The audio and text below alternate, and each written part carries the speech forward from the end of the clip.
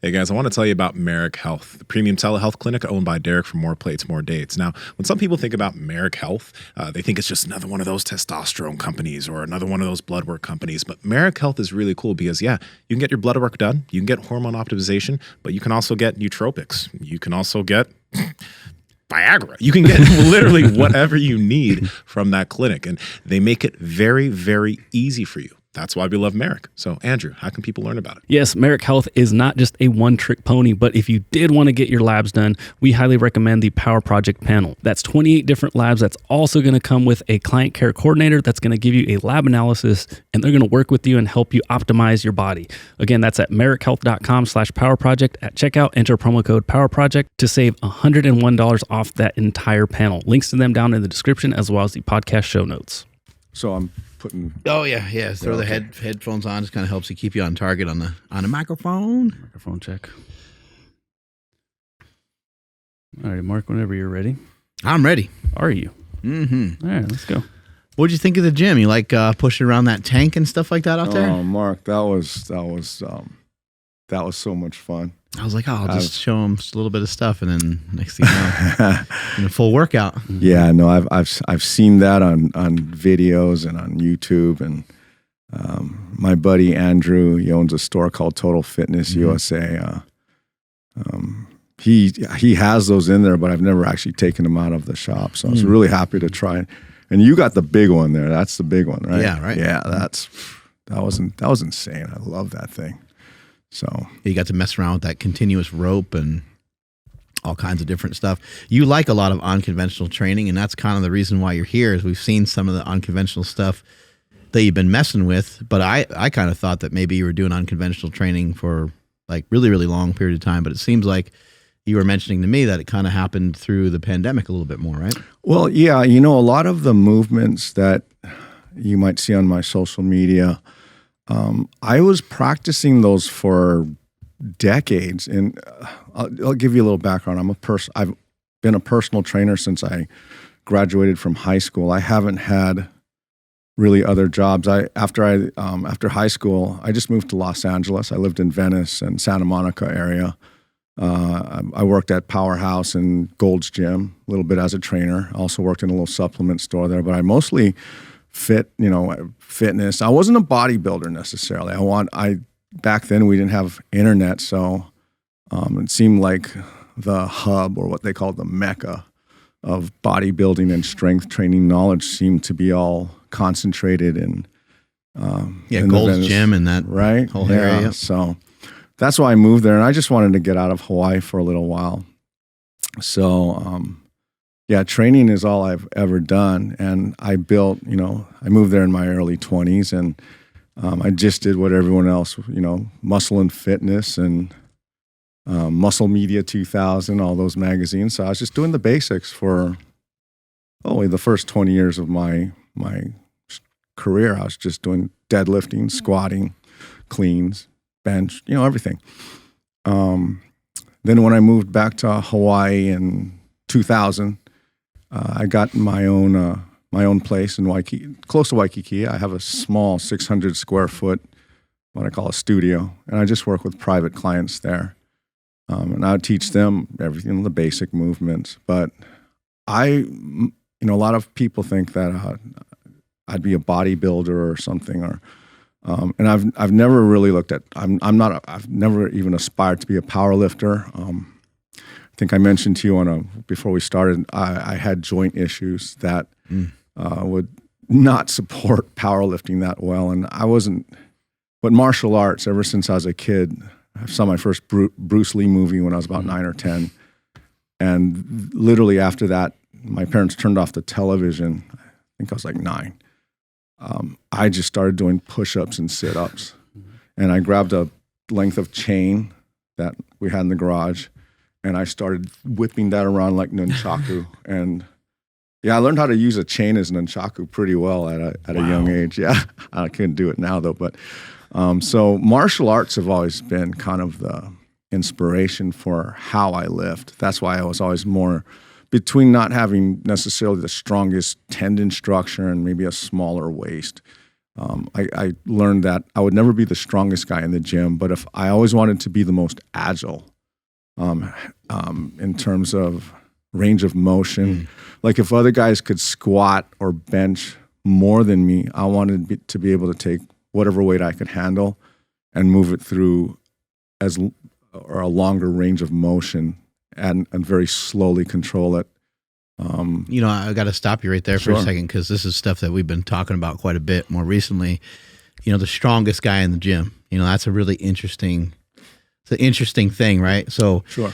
you could maybe say you might not be the strongest guy in the gym in comparison to what the general public would see as being the strongest guy in the gym, due to the fact that we put people put a lot of high value assignment on the bench, squat, deadlift, some of the traditional lifts. Sure. But if some of these guys were trying to work out with you, they'd probably be dragged into some deep water and find out that they would, I would imagine, would really probably struggle with some of the stuff that you're doing, because I have messed around with those just uneven deadlifts a little bit. And I was like, I would have to progress into this. This is not something I can't just use the weight that Bill was using in the video that I was watching. Yeah. And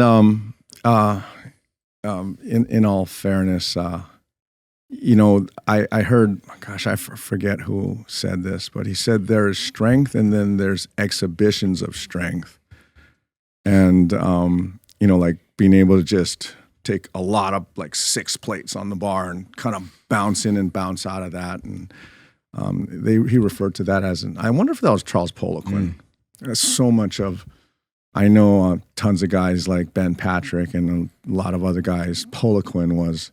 And Charles Poliquin, for me, revolutionized the way I looked at training. He's the first guy that I can say got me out of the conventional bilateral, evenly, symmetrically loaded lifts. You can maybe equate some of this to somebody punching one of those bags that tells you how much force you produce. And you're like, wow, that's really cool. Like this guy did, 2,500 pounds of pressure or whatever. Right. But then the guy couldn't really throw a real punch in a real fight, or couldn't handle himself. Like that's not very. It's impressive that he can have that force output. It's unimpressive that he gets his ass kicked. Right. And and I think we were talking just before we started. Before I moved to LA, I was fortunate enough that. I believe the UFC started in 93 and I moved to LA in late 94. So for a short period of time, right after the UFC started, Relson and Homolo Gracie moved to Honolulu. And that to me was like having two gods move to my island. I was like, holy crap. So I was able to train a very short time with them. And wow, I learned quickly, within my first class, what jiu-jitsu was about. And I was always able to, up until I had met Relson and his students, usually, even if a guy was a black belt in karate or whatever, or a accomplished, a higher level wrestler than I was used to being able to muscle through whatever the difference was. And you were like 215, 220, right?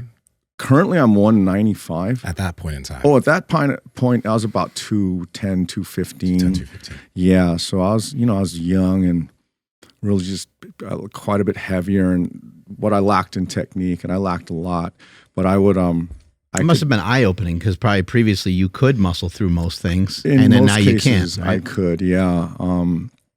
And these guys, and not only were they able to handle me and cancel almost everything I was trying to do, the lack of effort it took and the positions they would put me in that I was so weak in, that's what kind of got me into this asymmetrical, rotational stuff. It was from my experience losing in martial arts. And that also went for after I moved to Los Angeles,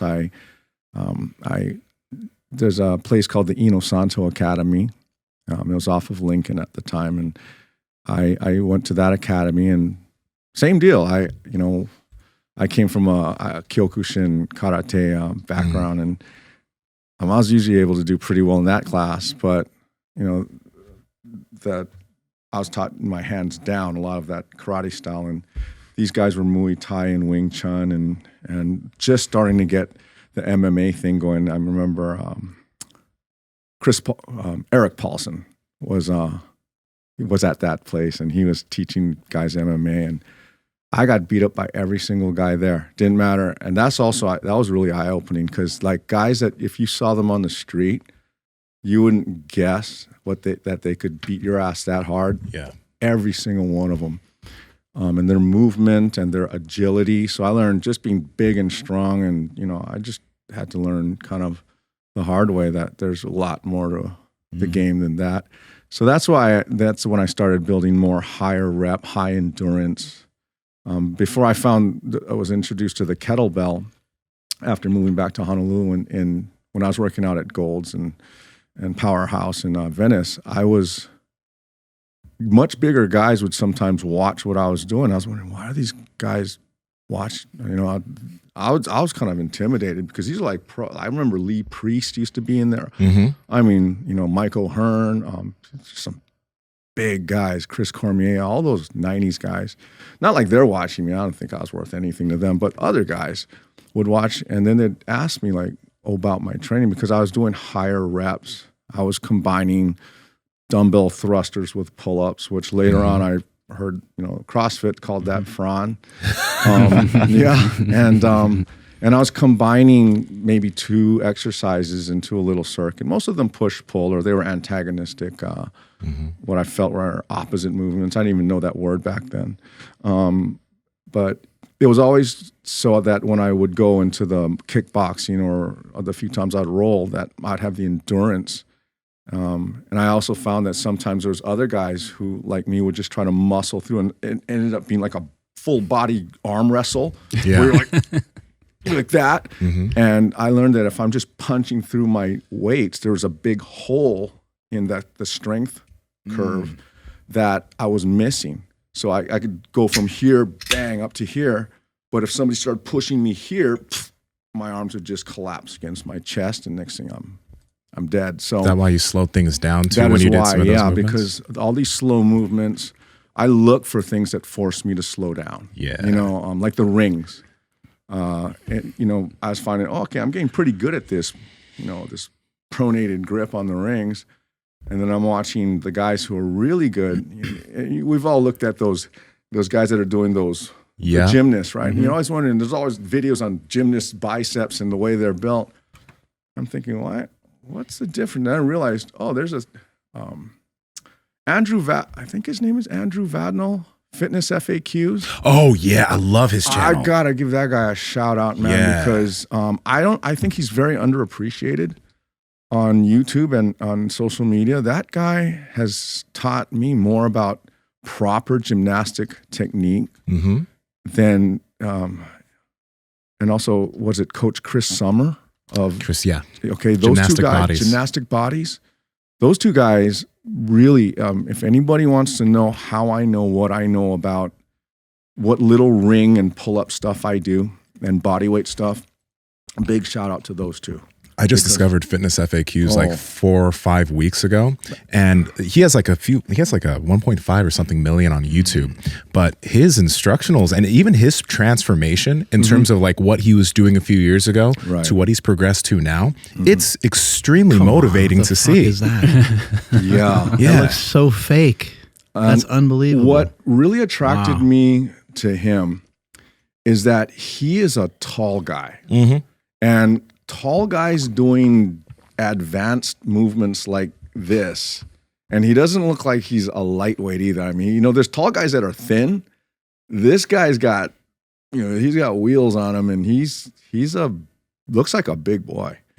So if people want to know, and he gives away more useful free information than a lot of people sell. So that guy changed things, and I've always wondered what it would be like those guys that can, they can hit an iron cross. I've never wrestled a gymnast, but I couldn't imagine what that would be like, even if they don't have technique, because to me it'd be like like in Hawaii, there's certain crabs that we have that if you catch them, their defensive mechanism is just just kind of suck everything in, and trying to pull their claws and everything open is just impossible. Yeah. And I'd imagine like that's what it'd be like to wrestle someone like him, or if they don't know what to do and they just want to climb up, you can't get under their neck, nothing. They're just gonna, and that their ability to just give pressure. That's what I'm thinking when I'm doing these push-ups or any of these slow movements is not, I want to look slow and graceful. I'm thinking, this is somebody pressing on me and I need to be able to absorb that pressure and handle it. And so that's why. And if I can't, like in this right here, if I can't go higher than that, that's okay. I'm not going to try to blast through that part. I only want to squeeze into the area where I'm strong, because I found if I just, I'll use the word, if I honor whatever my range of motion is, and it varies from day to day. Yeah. If I just honor that and don't trip out and try to, exhibit a movement, it eventually will graduate up on its own. I have this kind of thing with, at my age, I used to blast my nervous system with, I used to do some drugs and stuff when I was younger. We can talk about that later. But I was very heavy metal, rich food, and just, a lot of stimulants and just everything. But now I've learned to be a little nicer to my nervous system. I've learned if I just let it do what it wants to do, like my 9-year-old daughter.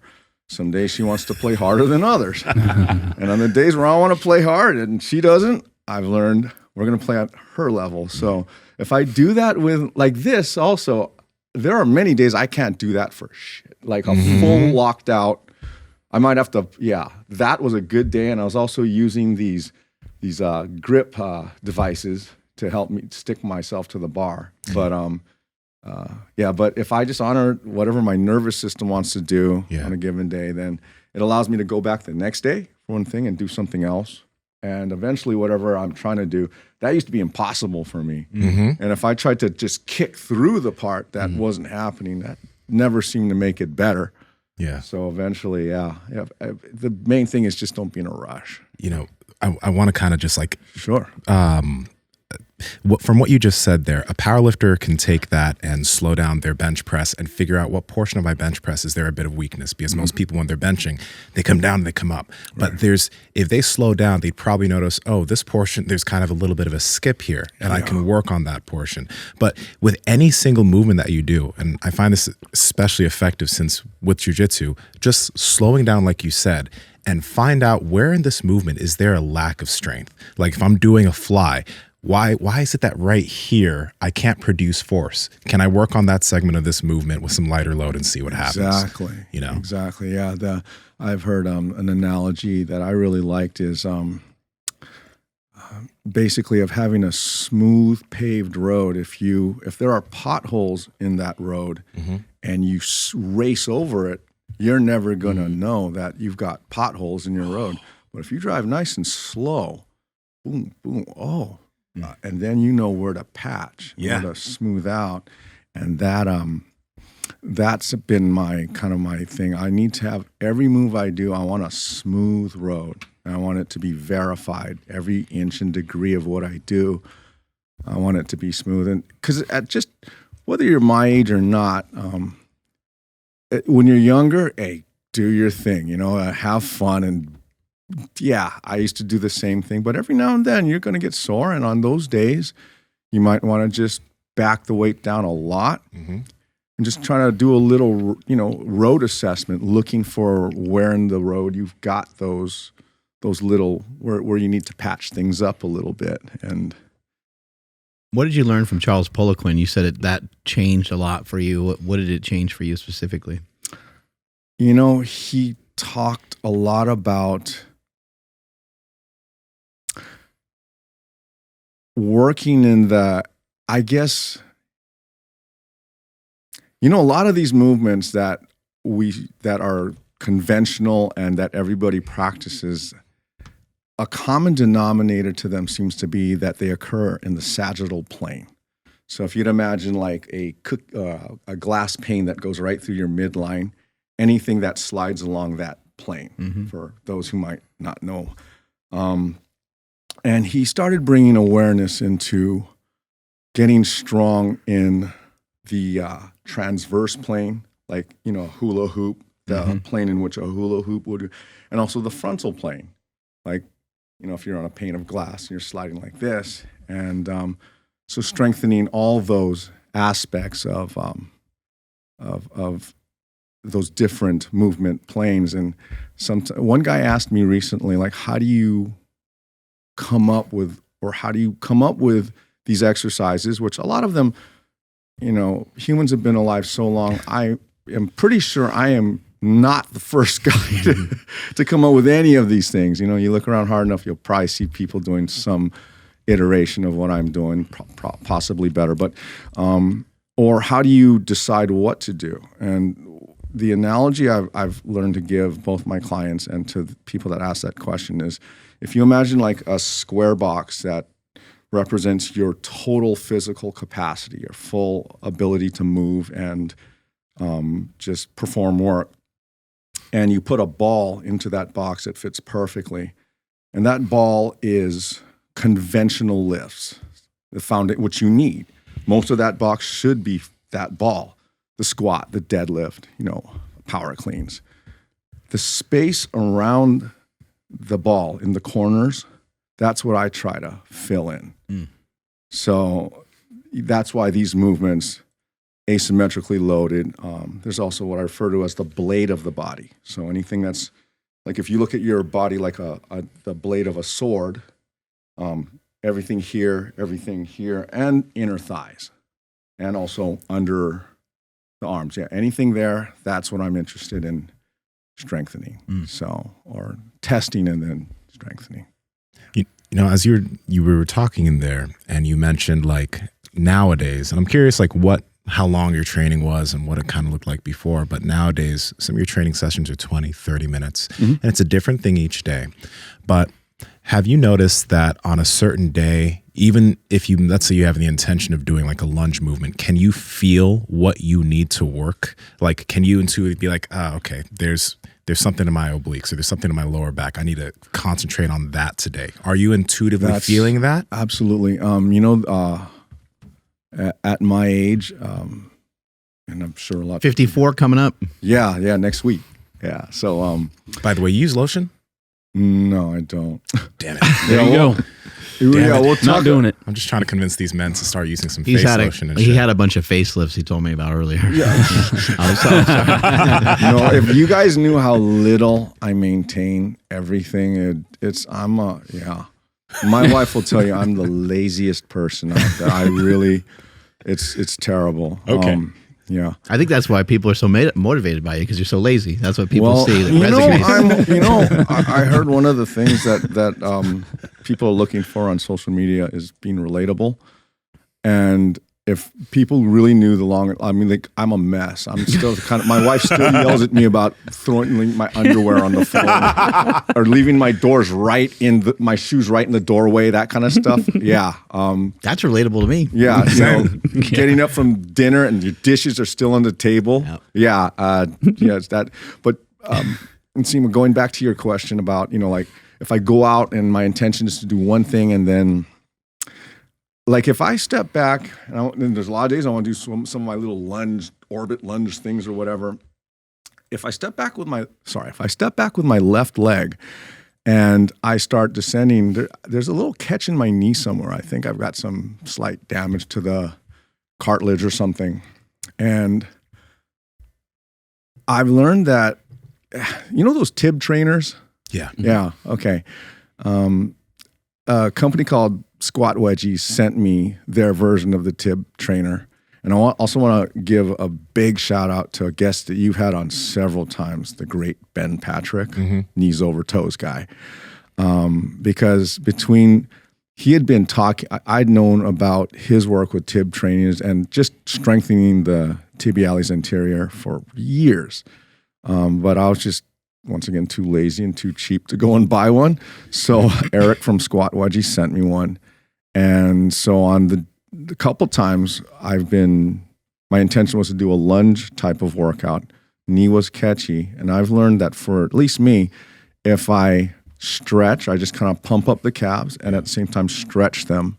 And then I warm up with that tibia trainer. And I also do what's called a reverse Nordic. That seems to clear and the knee for me to then lunge. But there's some times where I'll get so into doing that's the content that I'll post for that evening. I'll do the lunge stuff, but a lot of people have seen me do that before, and I'm trying to as I go forward, I try to select things that I feel will benefit the most people. And just for full disclosure, I do have just an affiliate partnership with Squat Wedges. And so I do thank people in advance. If they buy that thing, I do get a modest commission from them. So I want everyone to know that as I talk about it. But it is truly a helpful device. And Ben Patrick, to be fair, he also has similar items, as do other companies. So the main thing I'm trying to get people to understand is that training that tibialis anterior, it's money. It seems to, and it doesn't take long.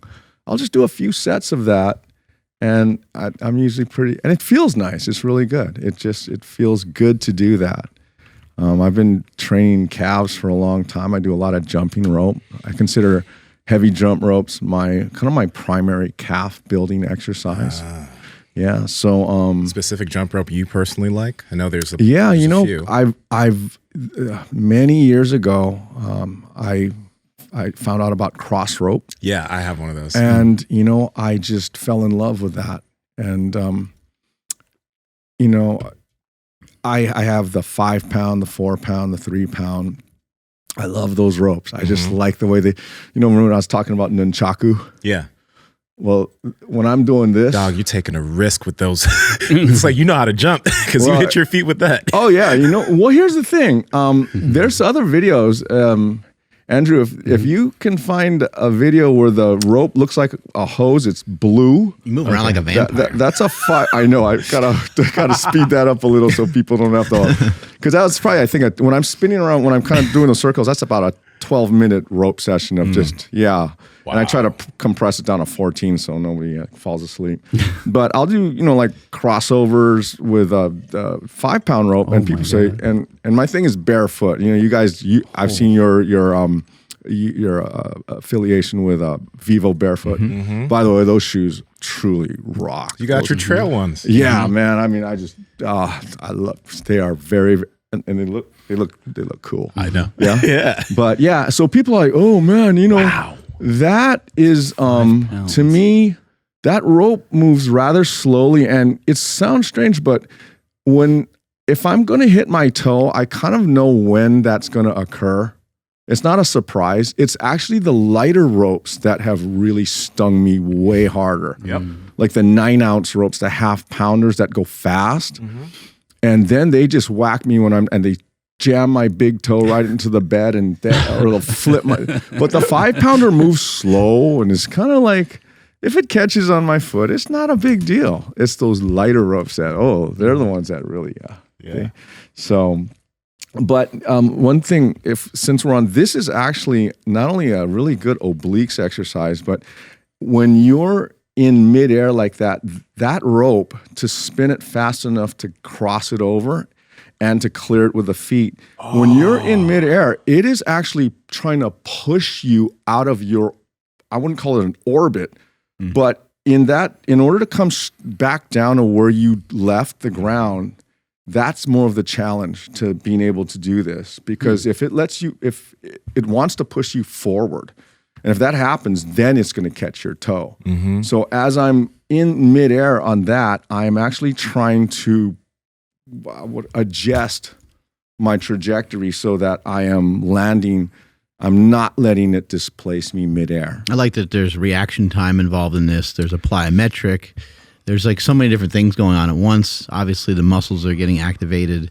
There's a finesse to it. You have to kind of like relax. Like you can't just be all stiff on this movement. You have to relax into it.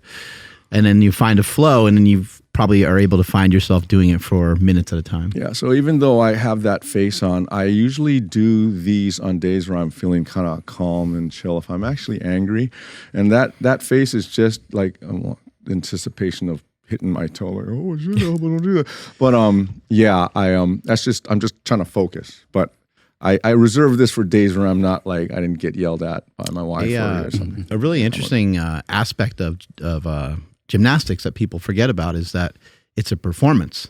So when those guys and girls go out there and perform in front of people, they're not supposed to make faces. Right. They're supposed to have like this discipline. Do you practice that at all? Like that not making like relaxing the facial muscles. Yeah. Do you kind of practice calming yourself down a bit on most exercises? I do.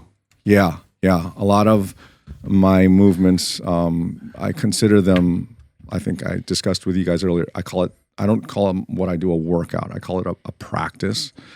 And I'm, the nose breathing, how I breathe is more important than how many reps I get. As soon as my breathing starts to fall apart in anything, that's pretty much the end of, yes, I could go more if I open my mouth and just start sucking air that way. But I found that no matter what I'm doing, whether I'm running or lifting or burpees or whatever, if I confine or limit the activity or my expenditure in the activity to how well I breathe. I feel like we're interviewing Nsima like several years, in the future. 20, 30 years from now. You're speaking my language right now, man. Oh no, well it's more relevant to my age as well. Like I'm saying, younger guys, they go for it, man. All that, go for it, yeah. But it's just a good way. It's a nice fallback for younger guys or whatever, or just guys that want to try something different. So if I limit my activity to my breathing thresholds, I'm able to maintain a disciplined, either a breathing cadence or nose breathing. Because there's certain things that are so intense that breathing through the nose might actually not be appropriate nor even safe. So there are times where I will express loudly through the mouth, but it still has to be a controlled cadence. And I found if I do that, then I guess my lactic acid, I don't know, this is just experiential I don't know if there's science, but I found that my recovery the next day is a lot better. Yeah. And your output is lower. It is lower, yes, indeed. And because that's one of the things that it might be a little disappointing to some, but I don't ever people say like, wow, you're a beast. And I'm like, number one, you got to look at other Instagram and TikTok pages, man. If you want to see beasts, I am really not one of them, but thank you. No, you are, Bill. Well, I think what puts you in that category, though, is your consistency and is the way that you've handled yourself modestly in the gym. Like at some certain point, you decided, I'm going to go a little bit more reserved, but I'm just going to do this forever. I'm going to do this for a really long time. You mentioned looking at the exercise as like an opponent, and I think that's really interesting. And I think maybe the young Bill would look at that opponent and say, I'm going to fuck you up. And now you're probably like, I'm going to use my skill set and I'm going to conquer this exercise. I'm going to try to master this exercise. Probably that's probably more the framing nowadays for you, right? Yeah, it's when I say an opponent, when I was a kid, there was in Hawaii a very popular, before they had anime, there was a Japanese show called Kikaida. And it was on every Saturday, and every kid in Hawaii, this was the show. It was this guy, this Japanese, kind of like a Japanese Superman, this meek guitar playing guy, but there would always be some monster created by the evil professor. And every week there was a different monster that would attack. I'm so into this story, by the way. That would attack Tokyo. And then Kikaida would show up and he'd go, doom, doom, doom, doom. And he would play his guitar before he turned into this robot looking thing. And then he'd kick that monster's ass. And every monster was different. Like one monster had this big sponge head. He would roll it at Kikaida and try and crush him with it. Some had these two hands that they would shoot out with chains attached to them. And he could like throw his punches. But at the end, Kikaida always won. And he used karate, of course. So that's kind of like, that's why all of my workouts, because my social media is literally a log or a journal of my daily, whatever I do on that day, I'll either post the best or the worst of it, or both. And so that's why it looks very different from day to day. Like I'll do that jump rope one day, then I'll do super slow leg raises or pull-ups the next day, and then I'm throwing a sandbag over my head the next day. Each one is a different monster. But my thing is not my conquering of that thing is no longer to do as many reps as I can or to do the heaviest version of that, is to find the weight or the load that I can move with the best control. Mm.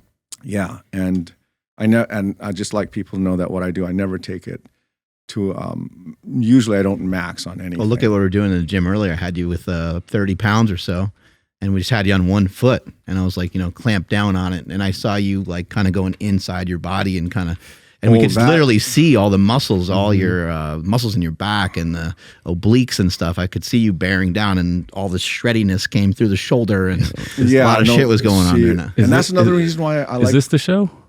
There you go. That's it. Look at that. That is sick. In fact, I think that's his. Okay, that might be his big brother. Because first Kikaido is kind of like, and then Power Rangers, and then this is kind of, and then that might have been his big brother who was kind of gnarlier. Like when it was too much for Kikaido to handle. Yeah. Then they created his big brother. So now this man. I'm curious about because there's so many things we had to come back to about never maxing and stuff. But back to the face thing. I'm curious about that for you. How long you've been doing that? Because one thing I've noticed is like when you make an expression, and by the way, I got the not making expressions during workouts. I learned that from Kelly Starrett's Supple Leopard when I read that in 2013. Because he was like, when you do these movements, you don't need to. Brilliant. Kelly, he came to Hawaii. I took his Supple Leopard. Yeah. Yeah, sorry to interrupt, but. No, it's fine. But that guy, shout out to Kelly Starrett. Mm-hmm. And that's where I learned about like just not making expression when you're doing these mobilizations or when you're doing movements in the gym. Mm-hmm. But what I noticed over time is initially I was purposefully trying to make no expression. But then over time, I found that like when when you're stressed or when something pisses you off and you're like, that informs the mind of how stressful the situation is, which then informs the body in terms of feedback loop. Yeah. You restrict a movement. Like when you get pissed, like you fucking, you bear down. But when you're relaxed, you're able to, it informs the mind that this is chill. My body can handle this. Right. I'm not stressed. Mm-hmm. And I found that was like super beneficial when doing a bunch of things later on. So I'm wondering, how long have you been doing it? And is that something that you found for yourself? Yeah, it was. When I was younger and when I was in Los Angeles and years before, I was actually growing up a very troubled kid from a very young age. I was the first kindergartner in my private school that did apparently something that was so bad they had to walk me down to the principal for the lower school principal. Because, that's like being tried as an adult back then. I was the first. I remember my teacher told me, never in all the years I've been a teacher have we've ever had to have a kindergartner go see the lower school principal. Yeah, because apparently I broke a kid's arm. We were just messing around. We piled up on this one kid. Yeah. And apparently I jumped on the top of the pile. And when I landed, coincidentally, somebody on the bottom went, ah! And turns out he kind of broke his arm. Shout out to Mike Blake. Sorry, man. But you're like, principal, I swear, Mike is just being a bitch. No, but it was but that principal, she was really a good principal. She actually determined that she asked. I remember she said, "Hey, wait. So how many kids were there involved?" And the teacher. She was asking the teacher. She said, "Oh, there were about 8 or 10 boys." And then Billy came and added himself to the pile. She said, she said, well, that's more like the straw that broke the camel's back. Rather, I can't. So she actually, I think the teacher got in more trouble than I did because, so she said, but that kind of was a little bit, and then, so I was known as Bad Billy in school all the way up through high school.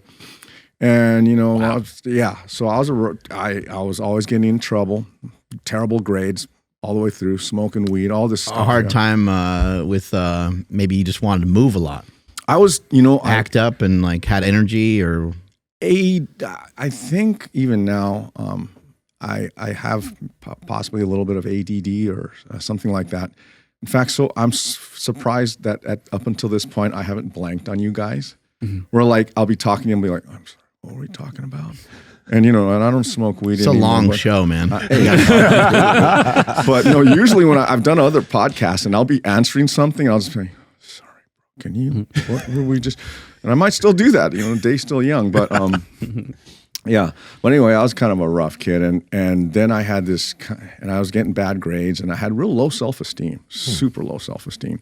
And yet I never hurt a soul. I never was physically violent with anybody, strangers, well, my classmates might tell you I was a little rough, but I was never, my thing was never to hurt other people, but I was angry all the time.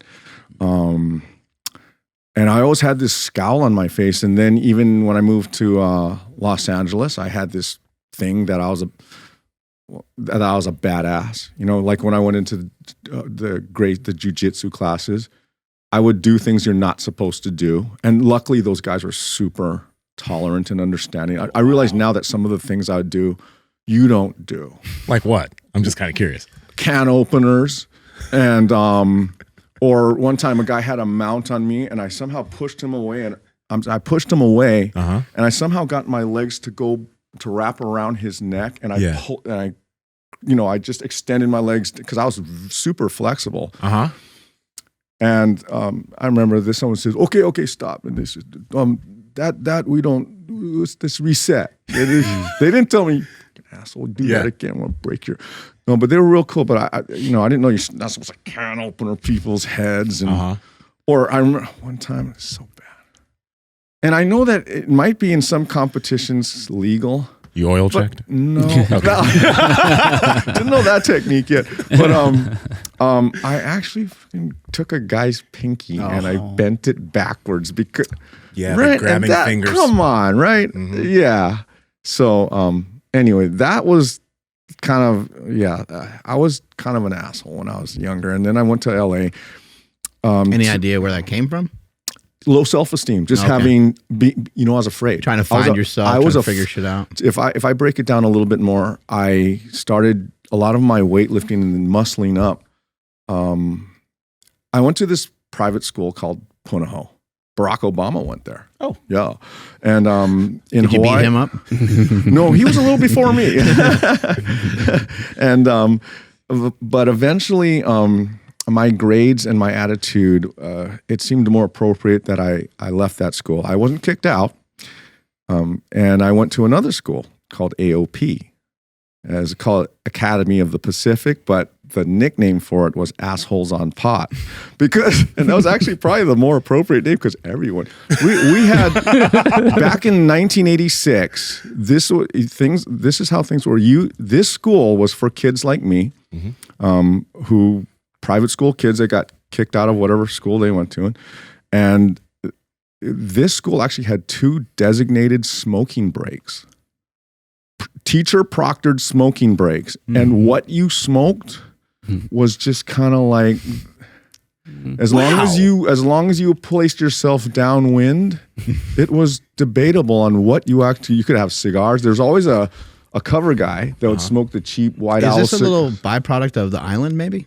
Maybe, I don't know, because I haven't heard of any other school that was like, but their whole thing was, we want to create an environment that allows these more free-spirited kids to expand into and honestly, it worked for me. I learned more at that school than in the 2 years I was there. It was very helpful to me. Yeah. Is there more troubled youth, do you think, on the island back then when you were a kid than normal than in other places, or not really? I don't think so. Okay. I think maybe maybe if you compare to now, maybe the types of problems that people have are different. But I'd venture to guess that maybe it's about the same. But anyway, so that was kind of the how things were back then. We could smoke but I got a little bullied at that school because, I came from Punahou. And by the way, Punahou gave me a fantastic foundation. My daughter recently graduated from just last year. Wow. This year from Punahou. And we sent her off to Wharton. So they do right by the right students. Yeah. They really prepare them. But for me, I needed a different environment. So but anyway, I got a little bullied there because I kind of dressed all prep school the way, because it is a prep school. And when I went to this AOP, these were some rougher kids and they gave me shit. And so I learned how to kind of dress like they did. And then during lunch, they had their groups, you know, the surfers and the stoners and everything. And I just went down this little tool shed that they called the gym, and these rusty weights and literally dirt on the floors. It was just a gate that was built on the ground and rusty weights. And that's when I started lifting kind of serious. And these guys started noticing I'd come up from that thing and I'm sweaty and I'm pumped. And that's what first got me respect. It was sort of like the prison thing, you know, and that's when, that's kind of where it first took hold. But I felt very vulnerable, scared. I felt like anyone could kick my ass. So I was always trying to project this thing of strength, but hoping that no one actually called my bluff. And so were you pretty small? No, for my age, like back in high school, I was probably 180. So you didn't have good reason to think this way. This is just I was just, you know, even now at my current age, you know, when people now you think someone's going to come up and kick your ass. Yeah. Honestly, there's always someone, because of what I learned what I've learned in jiu-jitsu and those other things I took. The most unlikely people can kick your ass. That is very true. That's a lesson for everyone to carry. The most you would never imagine. Don't put your hands on people. And we're talking, goes without saying, male or female. Yeah. So that's just something everyone should carry with them. But back then, my solution to that was to try to project this badass, you know, cursing and swearing and don't fuck with me thing. And then I took that to LA, and it actually got me jobs in the movie industry. I was never a good actor. I was not trained in that, but I was constantly getting casted for either criminal, military, or cop.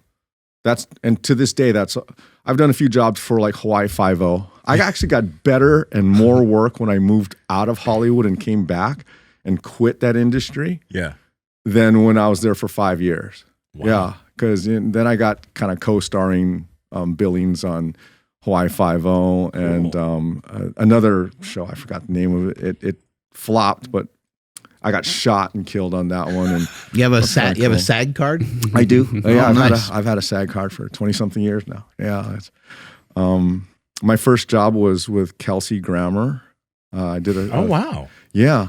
When we moved to LA, my sister, she always wanted to be an actor, and her dream was to get a SAG card. And I was just there for Venice and, you know, Gold's Gym, and I didn't care about but when we went to Central Casting to get her registered, because the way to get your SAG card, if you haven't done any work, is to hopefully do some extra jobs.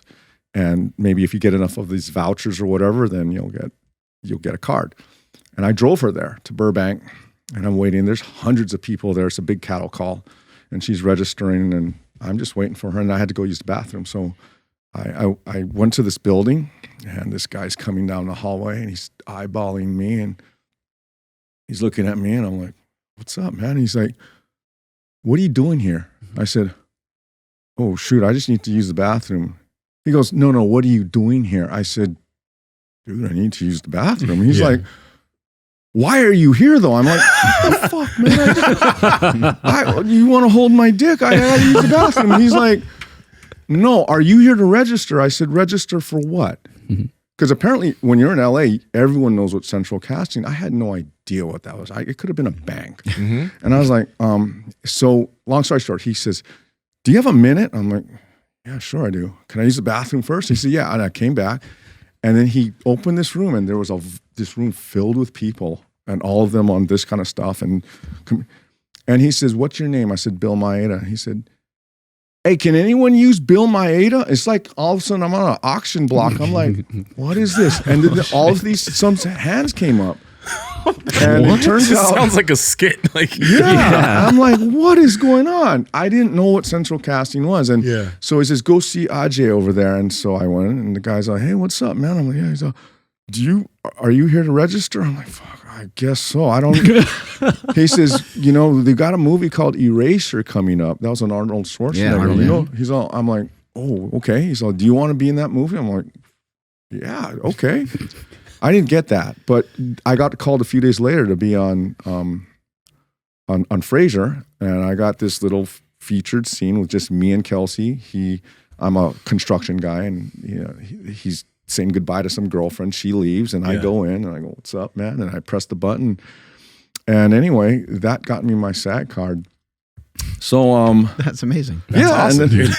and then that pissed my sister off because I'm just stoner meathead bodybuilder, just all I do is smoke weed and then go down and lift weights in Venice and then come home and eat my chicken and whatever, and I got within weeks of being there, I got a SAG card. But the happy ending was when we went to actually get my SAG card on Wilshire. My sister came with me. She wanted to see SAG headquarters, and the nice lady, she said, I paid her the dues. She says, is there anything else I can do for you? And I said, yeah, can you get her a card too? She's like, oh, I'm sorry, dear, it doesn't work that way. And I'm like, yeah, I know, I'm just kidding. But then the lady said, sweetie, what's your name? She's all, Tammy. She's all, Tammy what? Tammy Maeda. She's all, have you ever done anything? She says, well, I did a commercial when I was 9. What kind of commercial? She says, McDonald's. She said, and then she goes, well, I'll be. That was a national commercial, and it was eligible for SAG. So my sister on the same day, my sister was just, her knees have all buckled. She went out and bought us a big dinner that night. She was so happy. So she got her SAG card too. And I felt super happy because I was like, cool, see, look at you. Yeah, when you get that card, you're like in a union, and then any other work that you pick up, you make like double and triple the amount of money. Yeah, and if you do like overtime, and better. You get better food and like everything. I mean, we live in, a society that's supposed, when you are on a movie set, there's a definite hierarchy. I'm sure most people know this, but just being union, and back when I was doing it, there's open discrimination. I mean, maybe things have changed. I'm sure they have, but back in the 90s when I was doing all that stuff, there's just whatever your union status. Well, people with a SAG card are like in an area and they're like eating and like having fun, like doing whatever, drinking coffee and stuff. And then there's like everybody else. Yeah. And everybody else is just like sitting there grumpy, like the DMV or something. Yeah. If it's cold, they'll put heat lamps on you. And then the non-unions are like, it's just shiver. It's shivering. They'll move you. They'll move you. They're huddling behind the production trucks to get out of the wind, and we have these heated tents and blankets, and it's terrible. But I think I'd like to think it's changed. Probably. Yeah. So anyway, I don't know how we got off on that. It was the face thing, but going back to the face. So I always had this face on, and I actually got paid for looking like that. Yeah.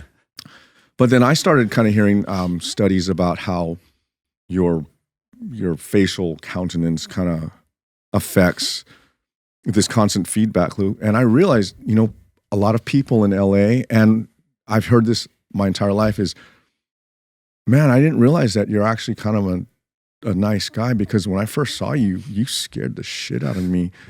And I just thought, really? Because I'd just be walking around, and a lot of my neighbors used to tell me that, like it took them a long time I thought they were dicks, because they would kind of look at me and then kind of look away. And I think, oh, excuse me. And I didn't realize that I was freaking them out. Yeah. So it's taken me a while, but I've learned that how I hold my facial structure and I didn't learn to really. You can't just if you have what I had going on, you're super insecure because you're afraid of everything. You can't just watch a video or read a book and just change your facial structure. You actually have to kind of downgrade the nervous system that is feeding that. In spite of what I believe there's a separation between that kind of that more limbic, primitive part of your brain that's responsible for your defense, and the higher centers of your brain that kind of know better.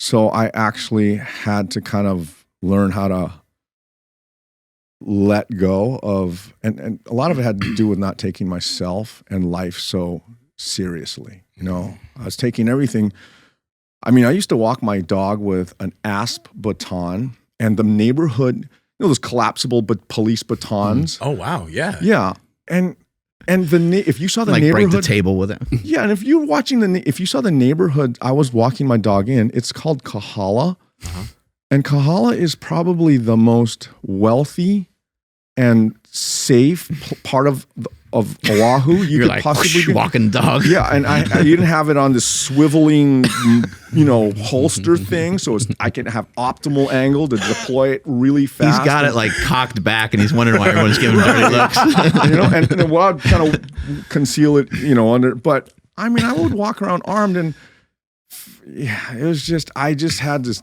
distorted view of myself and the world, and a lot of people say, the big change for me was having kids. And God was wise enough to bless me with daughters, girls, because if girls can't change a guy like me, then nothing can. And I had my daughter, Barry, she's 18 now. She's the one we just sent off to college. And then more recently, I have a 9-year-old named Teddy. And you quickly learn that, number one, there's a lot more important things than me being a badass or me protect. My thing is I'm going to protect them now.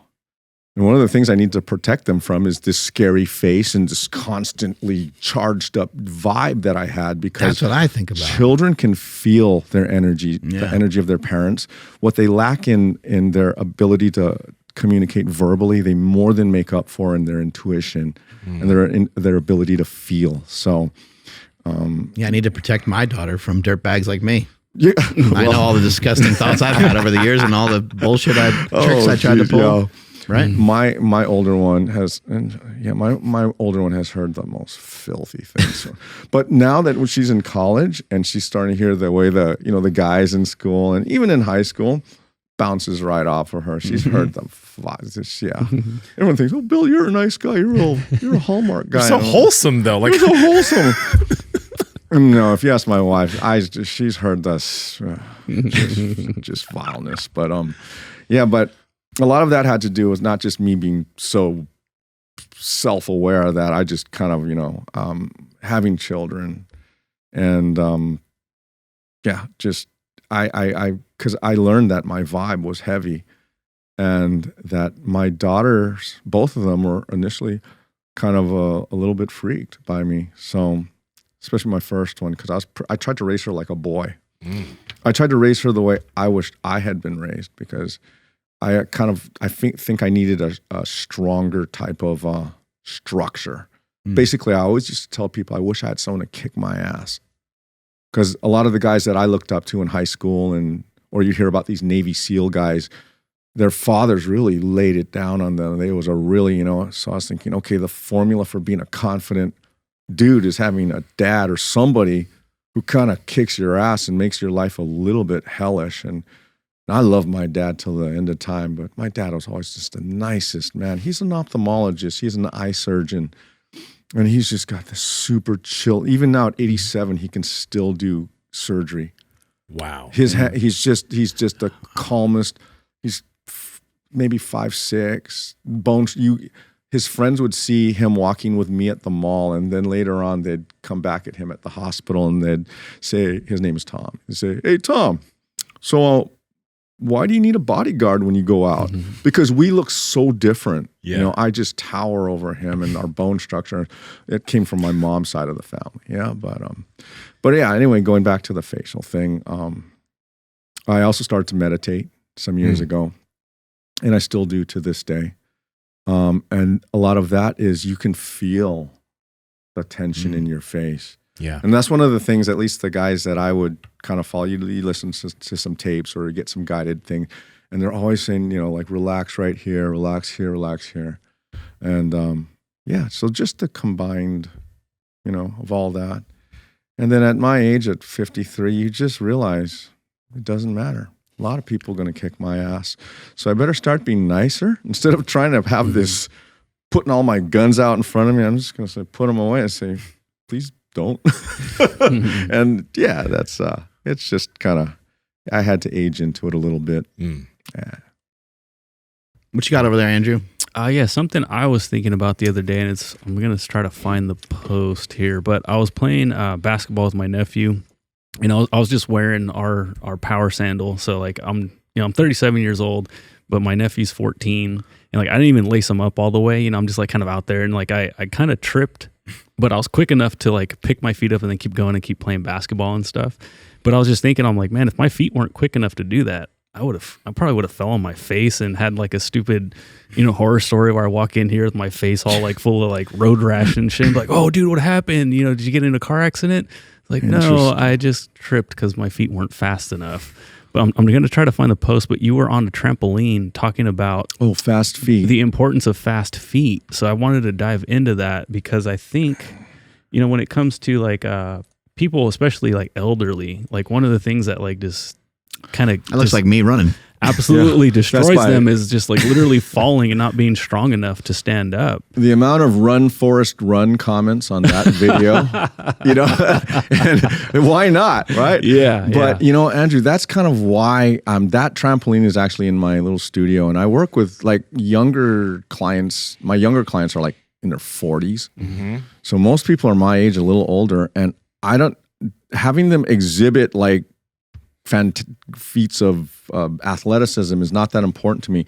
But the reason why I'm a big fan of jumping rope and this kind of a thing for those who don't want to or can't necessarily jump is just having that exact reflex you had, like when you either trip or slip, how quickly you can stack your hip or get that hip back under yourself has a lot to do with the outcome thereafter. So, it's not even about cardio because I only will do that. It's on a loop, so it just looks like I have eternal. That's only maybe 8 or 10 like seconds. 4 days straight. Do you do a lot of stuff like kind of timed rather than reps, or I never count. You don't care. You're just going, and then you're waiting for your breathing to be maybe getting close to broken or something. Exactly. Like that. Okay. So the kind of the limiting parameters I'll use are my breathing.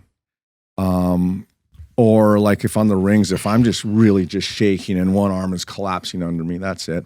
Or oftentimes to keep it simple, I will just decide I'm going to do one rep as best as I can. How long it takes for me to do that rep, I don't care. Like, you're mentioning how we were doing that cable thing, and I really did. After you disappeared, because I was trying so hard to, and that's another reason why I like to go slow, is because as I'm getting this input from that cable, it's entering me, and then the angles are changing. I have to now kind of, okay. So it gives me the time to actually recruit or spread my neural input into these. Okay, what do I need to do now? Okay, this just changed, so I got to do something. That's why, I had staying connected. It's an interesting thing because, like, if you were just take something like throwing a baseball, you just throw a baseball, you throw it at 70% or something. There's really not much. Unless someone's like trying to teach you, or you're trying to follow some guide of some sort on like how to throw it. You don't really think much at all. You just kind of throw it, right. And you're kind of going to what you said. I'm just going to throw this and see if I could throw it to the guy across the room and see if I can be accurate with it. It's like the concentration is only like kind of on one thing, and you're not even really thinking necessarily about like flexing a particular muscle or anything like that. And what I found, when you slow the exercises down and when you do like an isometric, yes, there are times where you can be like, yeah, bear down on the stomach, yeah, bear down on the glute. But if you keep holding the weight and holding the weight and holding the weight, and the duration of the exercise starts to become longer, you just get forced into thoughtless activity of your muscles and of your fascia, just like if you were to throw a baseball. So that's the kind of stuff that I've been kind of obsessing over more recently, right, because of the feel of it. And what you're doing on the trampoline right there, that is so brilliant. It's like when you start to think about who can do a movement like that. Trampoline is very inexpensive, and then the ability of somebody to be able to do that. I mean, you might have a client that's a little afraid to balance on there at first, right? But you could even hold on to something when you're doing that. Oftentimes, I'm right? and when I'm working with clients, I'm literally very I might be accessible, holding their hands in front of them as they're trying to just move their and that's feet. Not as dynamic as what you were doing with the rope, but that's a great place to start for a lot of people. Yeah. And and I know for a lot of people that might, for the people that like to see me whoop the barbell over my head, that might not get a lot of necessarily views, but I don't post for views. If I happen to get views or follows, that's cool. I'm happy. But if that just reaches a smaller audience, but they really the concept that I was trying to present is something they start implementing, then I win. Because that's what I'm trying to really do is present concepts that I hope are accessible and helpful to as many people that would embrace them as possible. So, Falling in line with what you were kind of doing there, you mentioned VIVOs. How long have you been aware of your feet? Because I've seen you in videos with Vibrams on. I see you doing a lot of barefoot stuff. Right. How long has that been a part of what you do in your training? And because we started getting into this a lot this past year and a half, and we've all noticed a distinct change, not just in the way our foot functions, but even in terms of the thickness of our tendons. All these different things have changed. Yeah, I'm so happy you asked that question. In Hawaii, we have an advantage in that barefoot in Hawaii is just a thing. You can go to the big malls in Hawaii, and you'll see certain guys. Clearly, they just came off. They still have sand stuck to them, and it's not a big deal. So the culture there, I've been barefoot my entire life. Yeah, and I always, even when I was young, when I was a kid. In martial arts, I don't know very many martial arts where they allow shoes, except maybe kung fu slippers in certain styles. But even then, though, everybody's barefoot in martial. And since martial arts was my thing, I never liked wearing shoes. Also, in Hawaii, the culture, a lot of my weightlifting when I was a young child and a teenager was in my room, and you do not wear shoes in the house in Hawaii. It is considered rude to enter a house or any building that's not yours with your shoes on. So between that and just, so I've always been barefoot, but going a little deeper at my age, because a lot of people say, well, you're kind of, as you get older, maybe your feet, things start getting a little more fragile. My whole thing is, after the chemotherapy, I had peripheral nerve damage to my fingers and my toes. And I think that's common to a lot of chemotherapy. It's a side effect where you have numbness and dysfunction for years. And to this day, I still have to massage my feet. And I'm always like squeezing them into fists and things. And you've been like 11 years cancer-free. You had colon cancer? It was colon cancer. It was diagnosed at 42. And I went through a year of treatment. I had a foot of my colon removed. People ask me, what are those? I sometimes get accused of having steroid injections or whatever on my midsection. And that's fine. That's fair, whatever. But I just recently someone said, so what's up with the steroid scars on your lower belly or whatever? It's from cancer. And I said, well, thanks for asking, but that's actually where a foot of my colon was removed through that hole. And then this is where the laparoscopic whatever entered. And so, so that therapy, the chemotherapy did kind of it was toxic, man. I just felt, it took years, like the skin on my feet used to get so thick it would crack like plastic. That's why in some of the videos, people would see my big toes are taped, especially on the lunge movements. Yeah. And they'd say, well, how come you tape your toes? Does that help you with whatever you're doing? And my answer was, no, you probably don't need this. But when I step back into a lunge, my toes go into a hard extension rather quickly. And literally where my toe attaches to my foot, this might be a little cringe, but it would just go, pack. Imagine like stepping back here and then somebody getting the edge of an envelope and going, all right, a little jackass for you there. But that is what would happen. And then I'd step back and it happened because the skin was so brittle. So, but still, if I keep my feet constantly just either barefoot or those Vibrams or these VIVOs, and I can constantly move them and flex them. And I would imagine people that don't do what I do, because it's obsessive. My foot, I'm always squeezing my hand.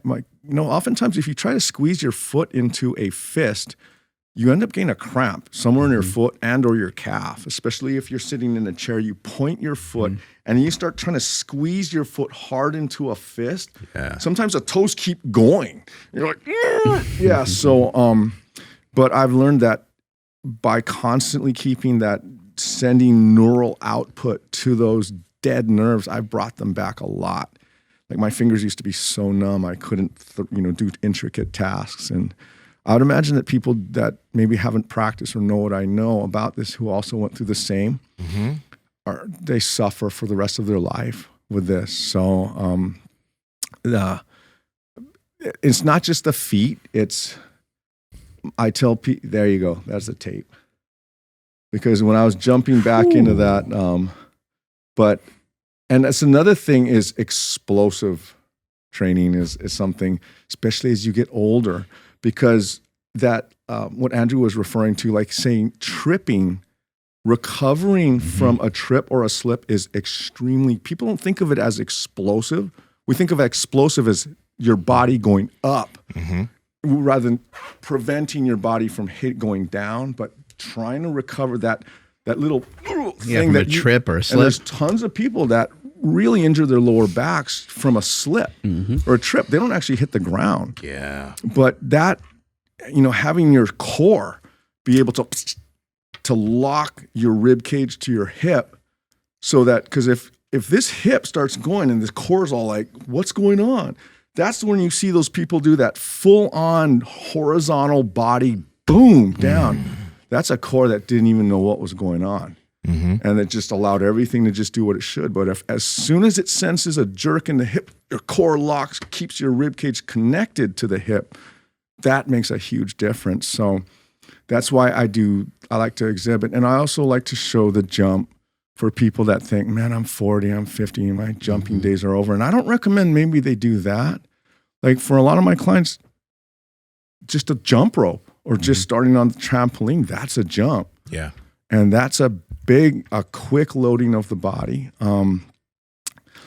Another thing is the stability. Oftentimes stability exercises are, usually regarded as, on a Bosu ball, being able to perform some single leg exercise. And those are great. Those are, but they tend to be either static loading or very slow demonstration of stability. But if someone I was just listening to somebody on your podcast he drops from a 50-foot box down Isaiah to Rivera. Right, that's the guy. 50 inch. I'm sorry, 50 inch. That's a suicide rate. Yeah, another generation will be 50 feet. 50 inch, thank you. And just landing. Yeah. And how he said some days he has to change the way he lands based on how his knees and everything. I thought that was because that is the kind of stability that matters to me. It's cool. Like, yes, we can show stability by having this luxury of time to, okay, I'm all right. Here I'm stable. But oftentimes when you're slipping, tripping, falling, jumping, the surface you land on is most likely not going to be perfect or symmetrical. This might be elevated and hard. This might be soft and slippery. And you have to be able to stabilize a lot more things at a very, sort of like, you know what reactive armor is on an army tank? No. Okay. The Israeli army, I think, first developed this. They didn't have the budget, like our M1 Abrams has these laminated ceramic $1 billion armor on it. Well, a lot of other armies, they can't afford that. They have conventional armor. So they've put these brick-looking things on the outside of their tanks. And then it's a brilliant thing. And then there's a wire mesh that extends outside of those. And when a shape-charged round comes at the tank, it hits the mesh and completes a circuit that then is connected to whatever is the most proximal charge. And that charge will explode outwards and actually blow the rocket away. So the rocket never actually makes contact with a tank, or if it does explode, the explosion occurs, it's not able to deliver that shape charge right up against the metal. And that's the kind of armor I want from jumping. I want, as soon as my feet hit the floor, for those initial impulses to be so familiar to what's above that as soon as it says, okay, this is a landing, then the nervous system above that is already ready to absorb and recruit the muscles upstream of that initial contact with the floor. So that's kind of why I like these jump things. It's not so I can say, hey, look at me jump, because I don't participate really in any sport or thing that requires a jump, but I need to verify that not only are my joints stable under like slow, heavy, asymmetrical deadlifts, which people seem, wow, you're really stable. But if I can't handle a jump, or if I can't jump from here to there without my knee just blowing out, I am not stable. So stability to me, it has to be verified at a high velocity before it actually matters. Yeah. What's your diet like? I know there's been a lot of questions, and you've talked about it before, and swirled up kind of a lot of controversy. Right. You sort of eat whatever you'd like. Yeah, let me switch hard drives really quick. I'm sorry. It'll take me like 10 seconds. Sure. Pat Brock's family, I hope you guys are doing well. Now, we love meat. We love to eat meat on this podcast. We've talked about it. Yeah, we talked about it a lot. That's why I partnered with Piedmontese, because they have amazing cuts of steaks, some that have a lot of fat, some that are a bit lower fat. But no matter what diet you're on, you can fit Piedmontese steak into your diet. It's fucking good. Andrew, how can they get it? Yes, you guys got to head over to Piedmontese.com. If you guys know how to spell it, say it with me. That's PIEDMONTESE.com, and at checkout, enter promo code POWER for 25% off your entire order. And if your order is $150 or more, you get free 2-day shipping. Links to them down in the description, as well as the podcast show notes. Let's get back to the podcast. Ball I got right here. You want to mash your feet a little bit while we're talking? Yeah, what the heck? Let's do it. That's actually why we have this underneath our feet. I'm rolling now, so whenever you guys are ready. Oh, okay. Yeah. Cool. But yeah, that pad. Ooh, fun. Right That on. pad has that texture on it, and what it's doing passively. Pull the socks off too. Yeah.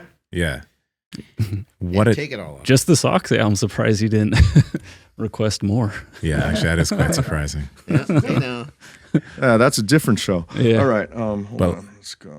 There you go. With the stuff or the tactile input from the mats, what ends up happening with us is our feet, especially with the balls too, is we're constantly smashing our feet on the balls. And because the feet feel that stuff on the mat, our feet are constantly moving without us thinking about them moving. So it brings neurological awareness to the bottoms of the feet without us really trying to bring awareness to the bottoms of the feet.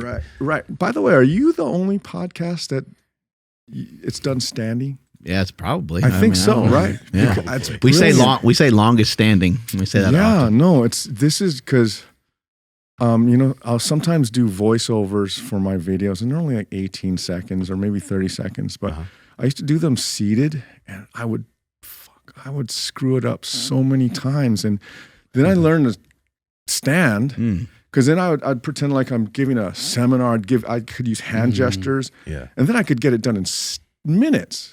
It took me a while to figure that out, but I was like, I've been watching you guys stand all this time. I'm like, what? Yeah, it's really. I think I'd be in bad shape if we were sitting. Same. I think it would hurt.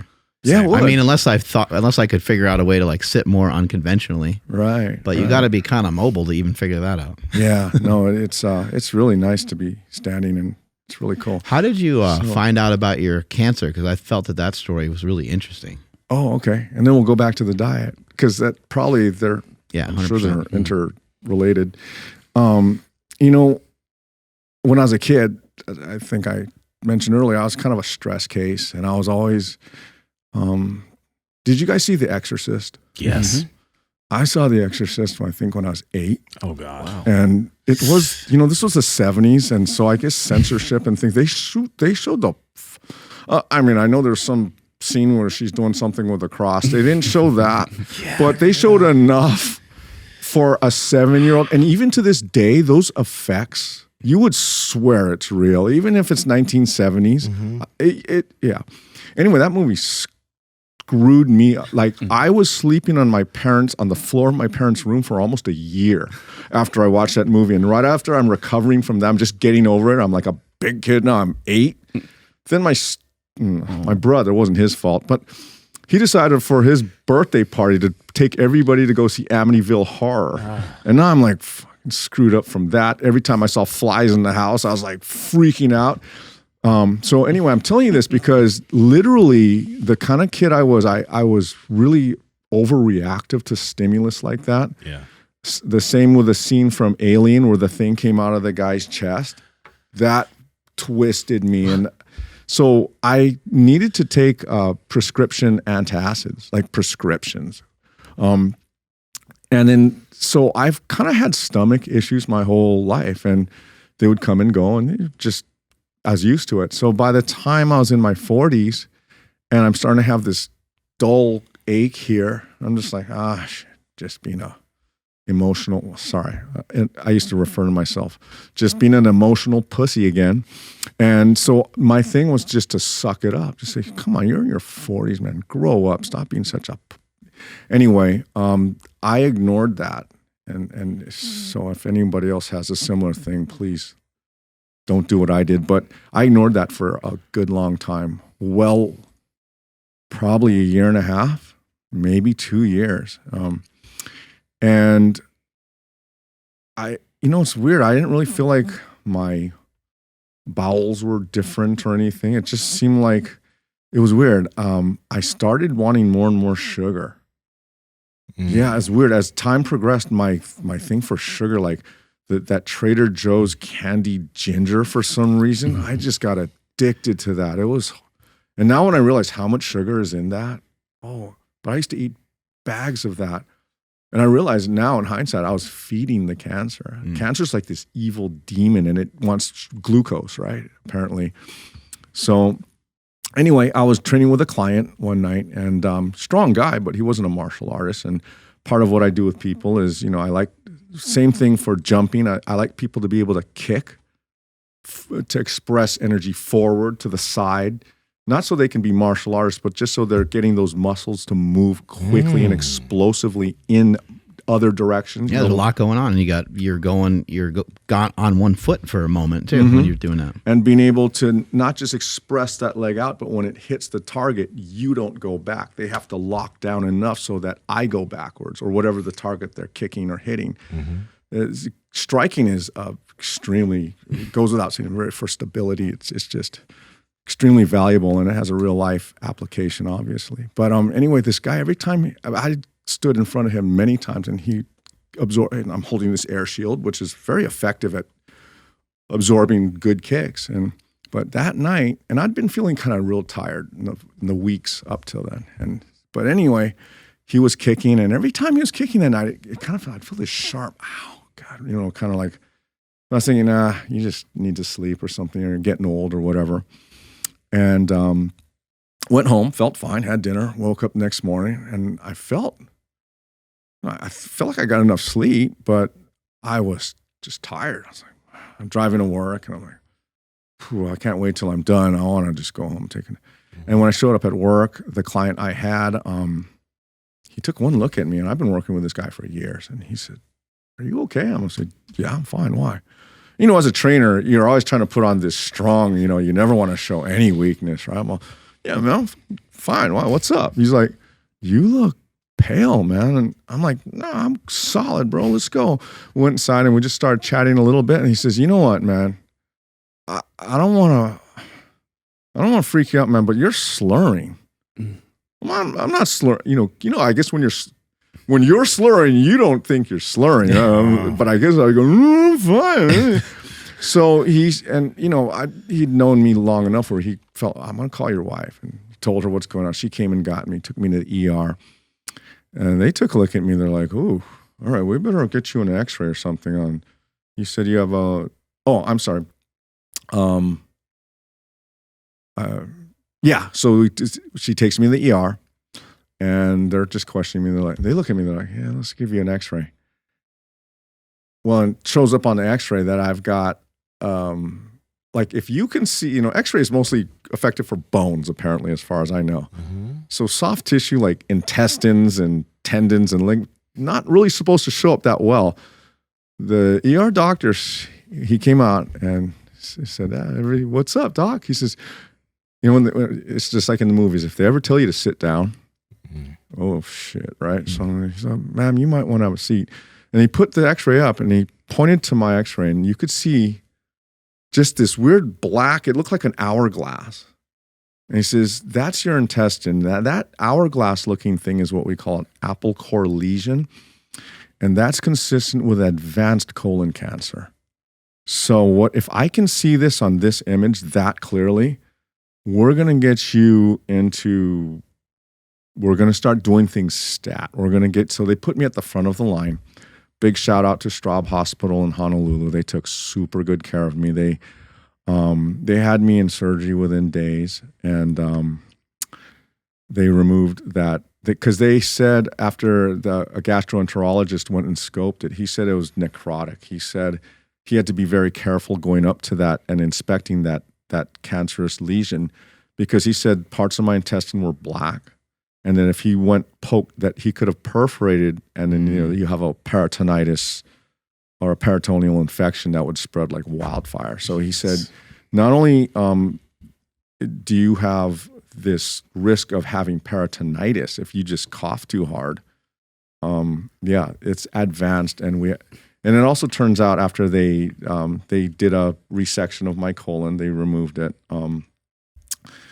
The labs showed that it had entered my lymph system, but just the very proximal grape clusters around the area. They said it had just entered. So basically, if we hadn't been doing that kicking, they said a day or two later, it would have, because once it goes into the main lymphatic system, that's metastasized. You're fucked. Yeah. And so I was like, ooh.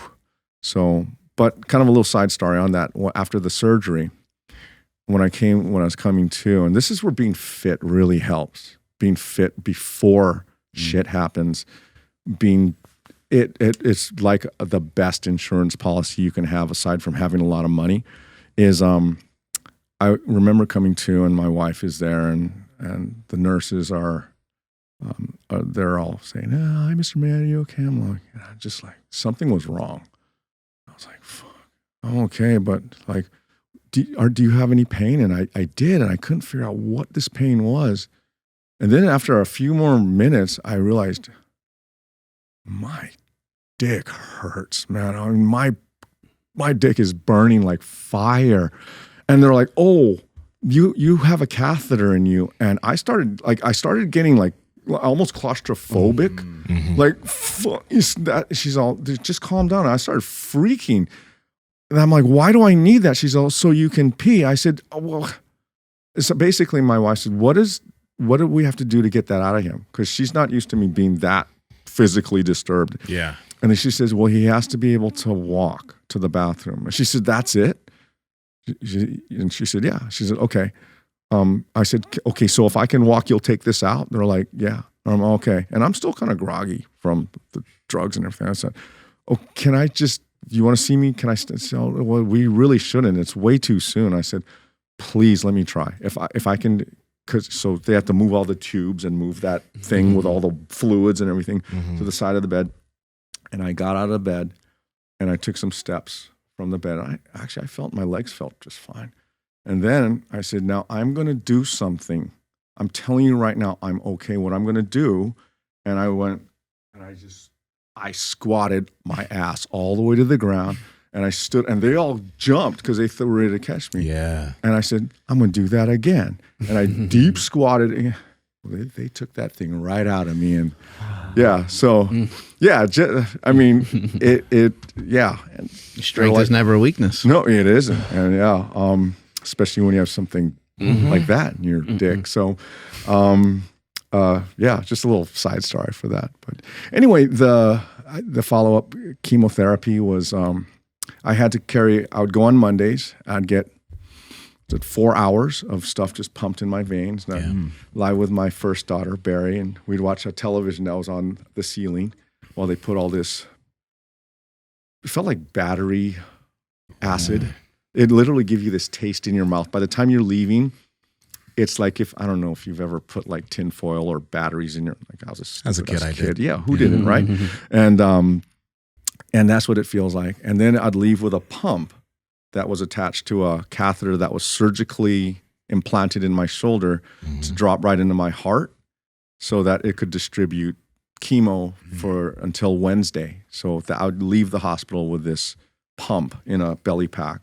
And every few minutes it goes zook, zook, zook, zook, zook, and you could just feel this battery. You want to puke and just, yeah. So I got pickled in that stuff. It was, I think, 6 months of that. So, but yeah, that was, but if it hadn't been for that guy kicking me that night, and because we don't always kick. It was rare that, I don't do that with all my clients. Yeah. But I think he had a bad day, and I could tell he had a bad day. And part of my thing with my clients is if they feel a little bit edgy and a little aggression therapy would be helpful, then I'm willing to, either put them on the heavy bag or better yet, just let them kick me. And it was a good thing we did, because if I hadn't, I probably wouldn't have had that symptom. And so the doctor was saying that if you coughed, it could have been really bad and you're taking kicks. Yeah, that's Holy another thing. shit, Is like, man. right, maybe in one extra kick, who knows? And when he asked me, how did you, what were you doing prior? And I told him that a guy was kicking me over and over in the midsection. He said, fuck. He's like, oh, Jesus Christ.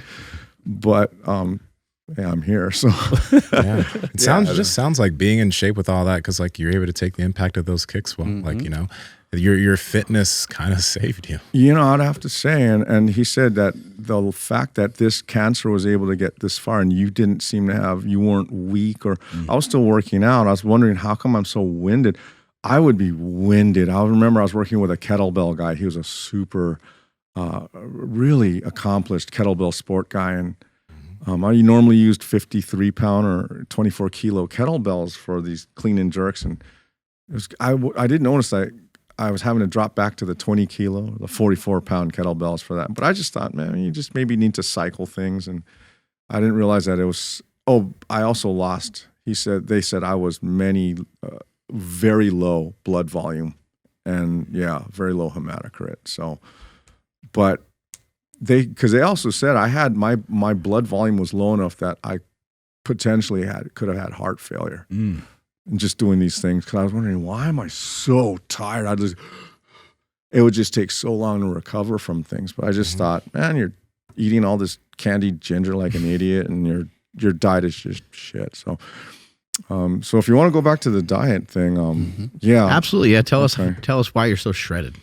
Is it the croissants they ate this morning? Yeah, I know. Right before I came here, where I'm staying, it's funny. There's a little crescent-shaped strip mall that has a taco place, a Thai place, a Starbucks, and a Jack in the Box. And most of those places weren't open except Jack in the Box. And so I just went and got 2 of those breakfast croissants and a cup of coffee from Starbucks. And I posted a story. And sometimes people, understandably, and I fully understand what they say, hey, man, you're not setting a real good example for people. And I said, I understand that point of view, and I appreciate that a lot, but it's not my intention I'm not trying to mock you guys. The message I'm trying to say is, as it pertains to me, most of what you see on my social media has to do with my genetics. And diet has a lot to do with how healthy you are. And, I could still drop dead tomorrow. I mean, that just being ripped, we all know ripped guys, their arteries could be clogged all to hell, but I do try to check that. And so far I'm pretty good. And my grandpa was the same way. He lived to 101. Real quick story about my grandpa. I'll come back to this.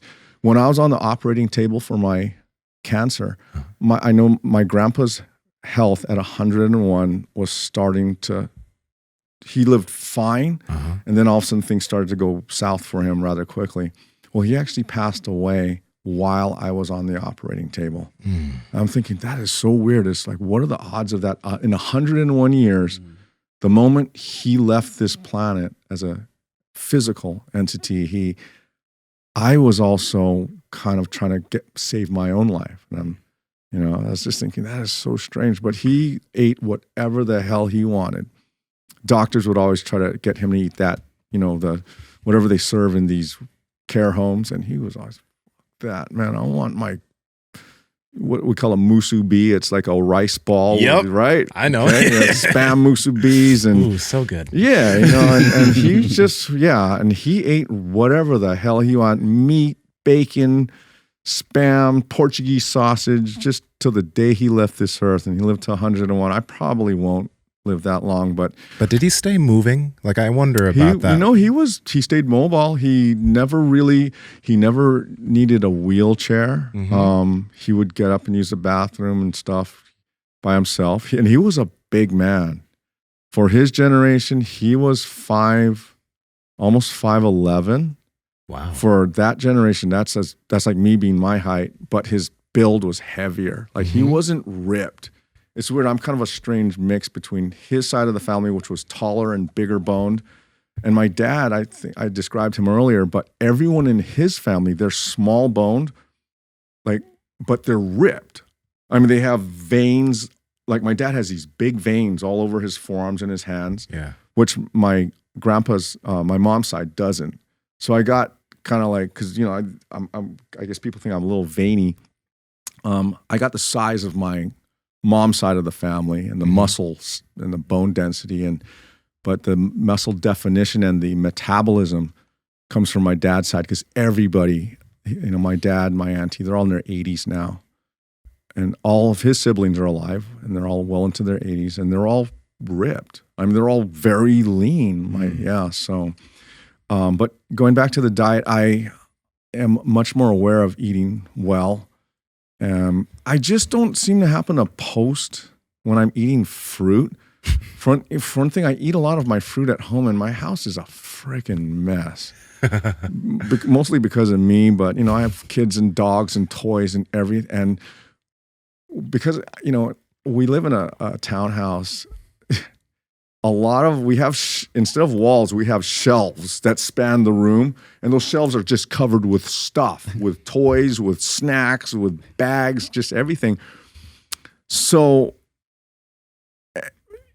when I don't like to really post from there, because then everyone starts kind of looking at all my shit and like, oh, are those Doritos? And, just all this stuff I get, it's why don't you clean your house? Yeah. And I'm that's where I'm headed at. Can you pick up some of those towels in the background? You're exactly, like, and then there's like all my weights and barbells are piled by the door, and it's just a mess. But I do eat. My main thing is going back to being a little lazy. I have a sense of how much to eat, and I think that's kind of what really, for me, I know it's not a system that I can sell to somebody else. Well, yeah, just kind of feel what's how do you do that, but. And I think what really helped, besides my genetics, was starting this. And I don't want to discourage anybody that didn't start as early as I did, but I did notice that a lot of the guys like me there's other guys that eat as much or more crap than I do, and they're bigger and more shredded than I might be, than I am. And I think the common link would be that they started at a young age. So the body just learned. I've always used to say, well before I knew anything, that to me, food felt like fuel. I would watch people eat and then they'd lie down and sleep. I could literally, especially when I hit my teenage years, I would get up from there was a pasta restaurant that we'd go to, this Italian restaurant, and I would eat plates. They had to make a custom platter. They called it a platter for me, and a giant salad. And literally, when I was in my teenage years, I would stand up from the table visibly pumped. Like, you've heard people describe that, right? And literally, I would swell into whatever shirt I was wearing. And I just thought that was cool, but I didn't realize that my body had learned or was learning how to take food and quickly either load it into the muscles as glycogen, and then I'd go home and I'd lift like a demon. I would just use that. I was not tired after I'd eat dinner. After dinner were some of my best workouts. Bill, but I got to fight back against that genetic thing, because people will hear that and most people will be like, okay, yeah, Bill's genetics allow me to eat like that. But I think the bigger part of that is your lifestyle up until this point. Like, the reason why your body knew how to do that since you were a kid is because you literally would do something. Like it wasn't that you would eat and then you'd sit down and watch TV and sleep and gain fat. You would eat and you would move. You always move. You're doing something. So your body, and all of us here too, because we're moving so much, we can eat certain things, but our body, we keep moving. You have habits that allow you to do this. And if certain people, even if they didn't start from such a young age, but they started building a lot of the habits that you've set, they'd probably be able to eat that way. You know, and that's so when I fully 100% agree with that. And when I'm saying, it's kind of a general answer when I say it's genetics, but a lot of the genetics that I would refer to, and maybe I should qualify it better on future posts, is the shape that like the insertions of my muscles. And because, a lot of times I tell people, hey, number one, please don't think that when you read my Instagram description that, all I have to do is weird looking exercises for 20 minutes a day and eat whatever I want. And I can look like Bill or somebody else. No, I was talking with you guys earlier that in my earlier years, up until the time I got my cancer, I was always practicing the foundational lifts, the deadlifting as heavy as I could manage with good form, and squatting and cleans and pull-ups, and didn't do a lot of bench press, just because my structure wasn't that optimal. And I was always feeling that push-ups for me in jiu-jitsu occurred more. So I don't know, Mark, sorry, Mark. But yeah, the foundational lifts were, and even now I just posted a deadlift video where I'm actually in my little studio and I'm deadlifting again. And I'm going to start barbell squatting because, like I said, whether you're doing what I'm doing or not, those are not replaceable. But at the same time, over the years, I was constantly, I think that's the one. Damn, Andrew is just on it. But because, and I hadn't deadlifted in a good long time. I tried to put 405 on. I think the heaviest I went that day was 385, and I couldn't quite lock that out. But you were doing it from deficits. Not the 385. I tried to go up to 405, which I haven't done in probably 15 years. I've never really been that strong at the dead. But I like to, it's weird. If I deficit, people think, wow, that's harder because you're pulling the bar from lower. I feel like, like if you have to just broad jump across into a sand pit versus you get a running start, that gives me a running start. Yeah, it loads your body up a little bit more. It gives me a lot more time to get a lot more muscle behind the lift. Pulling from a higher, just a standard height deadlift, I don't have all that runway in my muscles. It requires a different type of strength and stability that I still got to work on, So it might look like, wow, look at this guy. He can pull a lot farther, but I look at that as it gives me more of a running start. So whatever weight I can lift that way, it also feels safer for me because the weight of that bar is entering me slowly, and I'm able to spread it more evenly through more of my system, so it doesn't stack into my lower back or into whatever areas might not be ready for that. I think even having the mindset of that you can eat whatever you want and that there's genetics behind it, I think even that in and of itself probably helps keep you leaner. You also are like protein minded. You mentioned earlier, like that you have like lifestyle things and habits and things that aren't allowing you to gain more body fat. And then just back to the genetic thing real quick, I do think that there's different body types. And there was somebody like in the 40s or 50s that kind of alluded to an ectomorph, mesomorph. And I think there's some truth to that. I think that people do have kind of a different body type, whether you're born that way 100% or it's something that forms, through your younger years.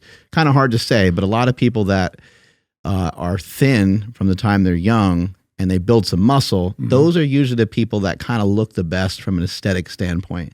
It's usually not someone that is on the heavier side that does it, but it does happen. And there's no reason to have limiting beliefs around it, but there's some people that are maybe set up to be a little bit leaner. I think that's fair, right? I have completely. I have a lot of guys that come to me rather thin and they say, man, look how skinny I am.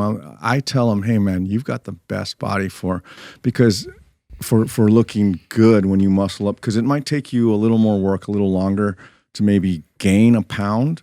Let's just go with 1 pound of muscle on a what I guess, an ectomorphic body type. Mm-hmm. But those guys, because they tend to have smaller joints and their waist size or the ratio of their weight to their shoulders is more exaggerated, a pound of muscle on that kind of body looks like 3 pounds on a more traditional body. And it tends to be really well-defined muscle. So yeah, if guys who are or consider themselves skinny or thin or whatever feel like they're at a disadvantage, I would argue otherwise. That's a very much more, if you're looking at aesthetics, and it's just, when you gain that weight, it looks like so much more than on a different body type. So, yeah. No. How often do you eat? Do you eat multiple times a day, or do you do intermittent fasting or something like that? Or I've done a little of everything. I'm not low carb.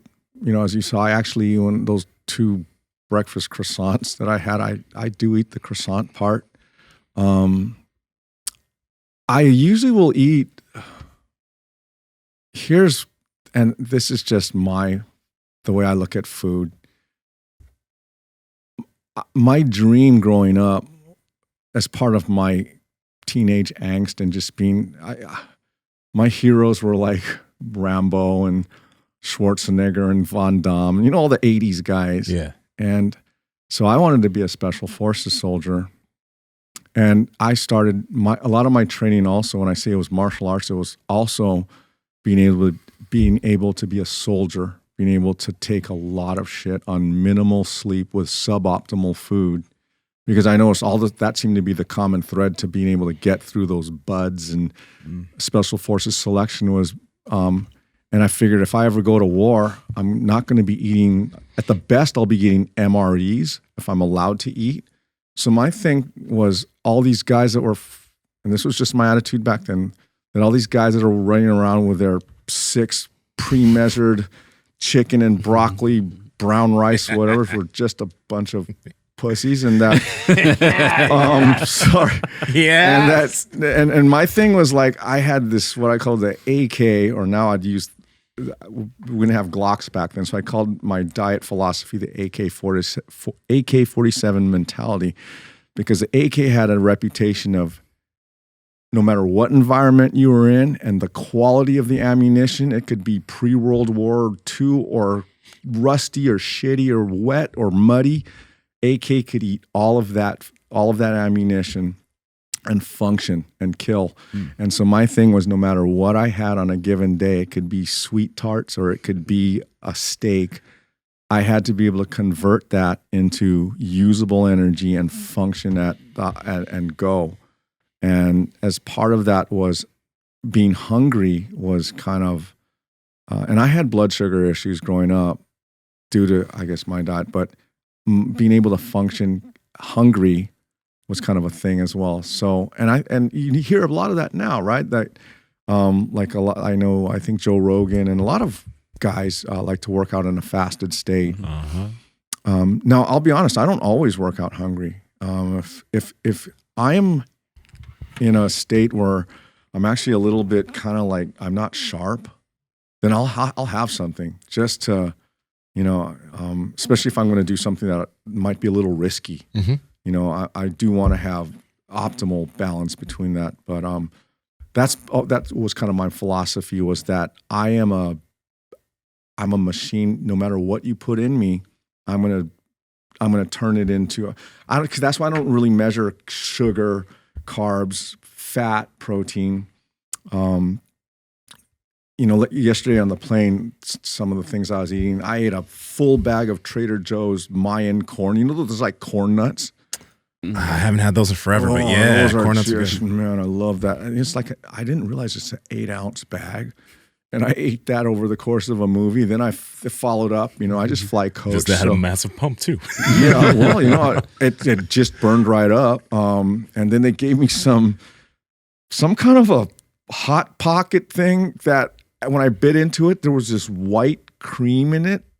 And I was like, wow, what is that? Did you finish it though? I did. And I actually had to look at read the package to figure. Usually you can figure out like, oh, this is tuna fish. This is what the fuck? So I'm looking. It turned out to be chicken parmesan with artichoke. And I was like, bro, that looks like toothpaste. But I ate that, and it came with this bag of Maui potato chips, which I also ate. Those are good. Because I was hungry by the time that showed up, and yeah. And then I went to my room that night, and I had this. There's a place called Zippy's in Hawaii that's famous for making these little plate lunch things, and they have what's called a surf pack, and it's just fried chicken, a piece of Spam, some beef teriyaki, a lot of sugar in there, and a bunch of rice, and I just pounded that, and then I called my wife and took a shower, brushed my teeth, and went to sleep, and felt fine on that, but. My main thing is I just try not to eat till I'm full. I eat till I'm not hungry. And then I'll try to go as long as I can without anything. I'm also big on drinking lots of water. Bill, a really cool thing about this is you hear a lot when people are talking about health. That looks good. You hear people say, oh, yeah, Zippies. There you go. Sorry, it looks so good. It's so on it, man. Like in your 20s, people say you can get away with stuff in 30s or whatever, but people start to mention, oh yeah, in my 40s, I wasn't able to do this. In my 50s, I had to stop eating this way. And it's cool seeing somebody like you, because the overarching theme of everything that you're continuing to talk about and do, though, is you're still moving. You're still moving weight. You're still doing variable type things. You haven't stopped that. And your body, you can eat pretty much whatever you want. You don't eat till you're gorged. You don't eat disgusting amounts of food. But you can still eat a sizable amount, whatever you want, and perform well because you haven't stopped. So it kind of spits in the face of a lot of the things that you'll see people in like health professionals talk about when they're like, oh, you can't eat this. This is going to be bad for you. Because maybe some of those things are bad for you if you're sedentary and you don't do much physical activity, right? And you're not active. But when you're an active person, you can have these things, and obviously you're doing it within reason. I try to, yeah. Because I also think I'm a real, especially as I get older, I'm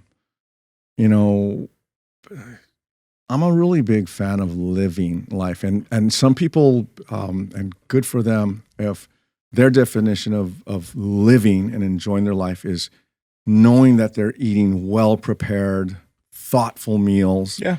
And really well balanced, got their macros all figured out, and they know exactly what their ratios are, and great, more power to them. But for me, that's never, like I said, I'm a Hawaii boy. I kind of grew up with these foods, and I like French fries. I like pizza. And I like all these local things that are not they're not considered optimal for diet. But like you said, I think another thing that I should also say that my job is, I've only been a personal trainer since I got out of high school. And every job I've had, even if I was on a movie set, wasn't as an office guy or a guy at a board meeting. I'm always like, I'm soldiering. There's a movie called Starship Troopers. You remember that one? Yeah, I was part of a cadre that was tasked with training the extras. And that was just when they started doing CGI, but they still needed lots of extras. So they flew us out to Casper, Wyoming. And they had special forces guys train me and about 20 other guys to then, when you receive the hundreds of extras that came into the movie set, then you train those guys how to do it. And those SF guys beat our asses. But I've always been involved. I've never ever had a desk job or a job standing in one place. Yeah. I'm not to knock on, those are, the world needs those, but I've always had the benefit of just when I'm with clients, I'm standing constantly. I consider each of my sessions, not only am I changing weights for them and maybe demonstrating, which is not that physically taxing for me, but the amount of energy, like doing what we're doing here, communicating on a rather deep, meaningful level, that is energy expensive as well. And when I'm with my clients, most of my clients have been with me for years. I don't have a revolving door of people. When people say, how many clients do you have? The number I tell them, it's not very impressive. But that's because these people have been with me for a long time. And I'm hoping that one of the reasons why that's the case is because I go very deep with them. You know, I'll tell my wife, I'll come home and say if I work 6 or 7, 8 people, I might say, I just feel like I did 6 or 7 1-hour seminars. Because even if it's one person, I try to educate them and also, you know, find out, okay, what is going on with your life? Oh, I have to digress for a moment. That you had probably one of the most compelling guests that I've ever seen on your show. She's also pretty hot. Gabrielle Lyons. Oh my, she's very pretty. She's awesome. It's okay to say it. No. Smoking. And I was like, but not only was she nice to look at, the way she communicates what she knows is so like on the ground, like just, you can barely understand metabolism or muscle. Her ability to communicate what she communicates was just, I watched some of that twice, and that one concept that I think could probably be the title of a book. I know she's coming out with a book, but that concept of you're only as fit as your self-worth allows you to be, or something like that. Mm-hmm. That was so powerful. Yeah. That concept was, because I was like, wow. And I think you guys were also like, damn, say that again. Yeah. Because I was like, that encapsulates so much of why things don't happen for people. Like you all know, you've written programs, you put your heart and soul into guiding people, and you'll see the same thing she saw. As soon as something happens, bam, they're right back to where they were. It's a brutal thing to say, but most of us want our problem. Yeah. Yeah. Because we're letting it sit there. Mm-hmm.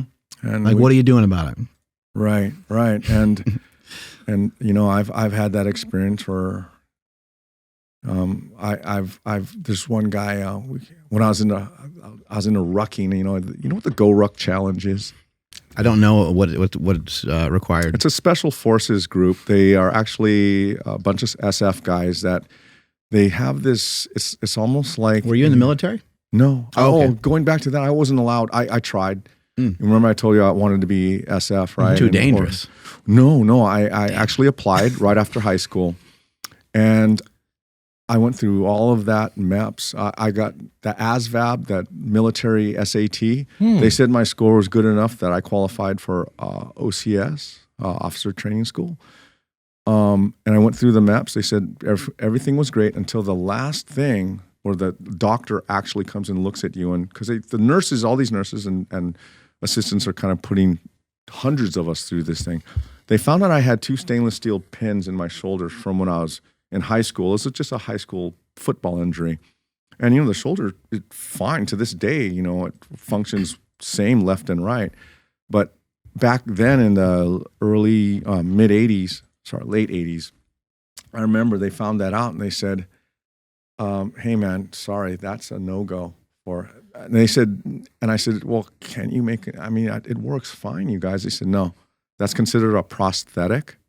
And back then, literally, the guy said, they said, we're a peacetime army. What a nice thing to be able to say, yeah? Because just a few years later, starting with the Gulf War, and then they literally basically said, things are so cool now. We don't need to take guys like you. And you'll never be, and they said, and here's how not qualified you are.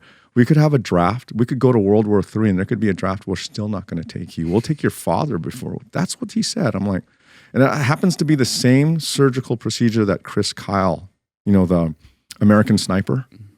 Oh, yeah. Great Chris Kyle. Yeah, he had the same thing, but he was a few years later than me, and he was also a little bit more motivated, maybe a little more resourceful, because he just went to a different recruiting office and lied about it. Yeah. But it was, but they got my medical record, so I couldn't. They actually saw my medical record because I didn't really mention that I had it.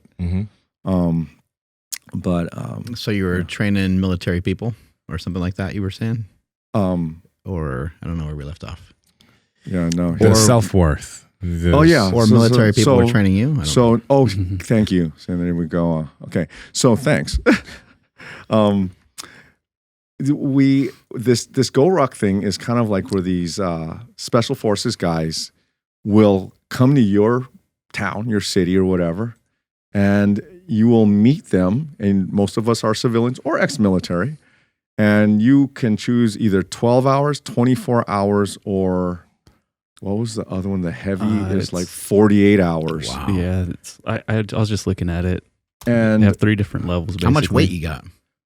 a minimum of 40 pounds in the pack. Damn. So it looks like 5+ hours, 10 to 12, and then 24. I've Yeah. never done one. I've never just gone, like I've gone on, I guess, like a mile walk with like a 20-pound vest. Okay. But I haven't done like, Well, that's significant for I haven't sure. done anything like brutal like that. Yeah. It So in seemed prep- like it would be kind of great it seemed like great cardio training. It was something that I was doing as a kind of fuck you to my cancer. It was a few years out, and that was 2016. So it was about 3 years out of cancer, and so I did that. But in training for that, I was also training with another guy, a client, who thought, hey man, because I was walking this mountain that was near. I would go to his house, and he lived at the base of this pretty good sized mountain and we'd walk up the road, and his thing was just to get up to the 3 miles up the mountain. At the top of the mountain it took about 5 miles to get to the top. And so over a course of a few months, we worked him from 1 mile, 2 miles, and we got up to the day we made that, what we call the summit parking lot. There's a parking lot at the top. It was a big day. And I was happy. He was happy, just sort of hugging and kissing each other. And then all of a sudden, literally after that day, he stopped. A few days later, he said, man, I'm sorry. I got a meeting I got to go to, and I can't see you. And literally, basically, he stopped. And I could not understand that. And quickly thereafter, he kind of went right back to where he was after months and months of this. And back then I was much younger. I didn't understand why, man, but just had to move on. But I've seen now with many, many clients, I was much younger back then. Well, not that much younger, but even before that, you've all seen these guys that do so well. And they're obsessed. They're into it. They're happy. They look great. We've had people on the show lose like 100, 150 pounds and then gain it all back and then lose it again and then gain it all back again. Right. And I think what Dr. Lyons was referring to, and that I think what really has to change is that the psychology behind their foundation. Because if that doesn't change, I think, if people think, I just need a different diet, I need a different program, I need a different gym or new clothes or something. But I think the software has to be overwritten somehow. And It's rare that you get like a David Goggins, who just goes a complete other direction, and like he just smashes the shit out of himself because he knows if he doesn't do that he's gonna I think he's fearful that he might revert back to bad habits. And so he just wants to lean into it. And that's why I have to do what I do every day. Because like I was saying, even though I'm a trainer and that's all I've ever been, I'm in a way lazy, and I'm susceptible to myself. If You don't want to leave that door just cracked open just a bit and miss a day of training. Maybe it will lead to 2 days of missed training. Exactly. As soon as I give myself that one day off, that's why it has to be every single day for me. And, for a lot of other people, especially that use fitness as a means to an end, that's why these clients that I start, especially the newer clients that are having trouble, they said, man, or I'll get a lot of in the comments for some of my videos, hey man, how do I start? And then, or sometimes in a DM, you can leave a voice response. So I'll ask, well, is this your first time starting? And I'll say, no, I'm 43, man. I've tried over and over. I said, so the question is, how do I stay? Yeah. You don't have a problem with starting. It's how do you stay? How do you hang out? And usually what it comes down to is they'll go to a boot camp with a friend or a group, a bunch of guys from the office. They all collectively get their asses beat. And then, that's kind of fun. It's visceral and it's just a group party but is that a sustainable model, both psychologically, endocrinologically, as well as just physically? Can you sustain? Because to me, the only thing that's worked for me is being able to do this from the time I was a kid until now is the consistency of it. And That's why I said, hey man, instead of this huge start, this sprint out of the gate, why don't you start the race by walking and then by jogging? And also the mentality of every workout has to in some way exceed the previous one. I said, is that how you are? Every day you wake up, are you better at your job? Even though you know exactly what you're doing, are you better at your job every day you go to it? No, some days you're tired. Some days you didn't eat enough for breakfast, or, you got a bad email, or, your car got stolen, whatever. You have to go with what I try to build my clients' program for the weakest day that they're going to have, where, where they're most likely to say, fuck, this day just sucks shit. I'm not going to work out. Fuck that. I'm going to go home and drink or smoke a joint. And that's what I want. I want to build a system for them, or at least present a concept for them where even on their worst day, they know they can still get after it. And it usually just starts with an accessible period of a piece of time that to a strong person might seem almost like, why even bother with 10 minutes?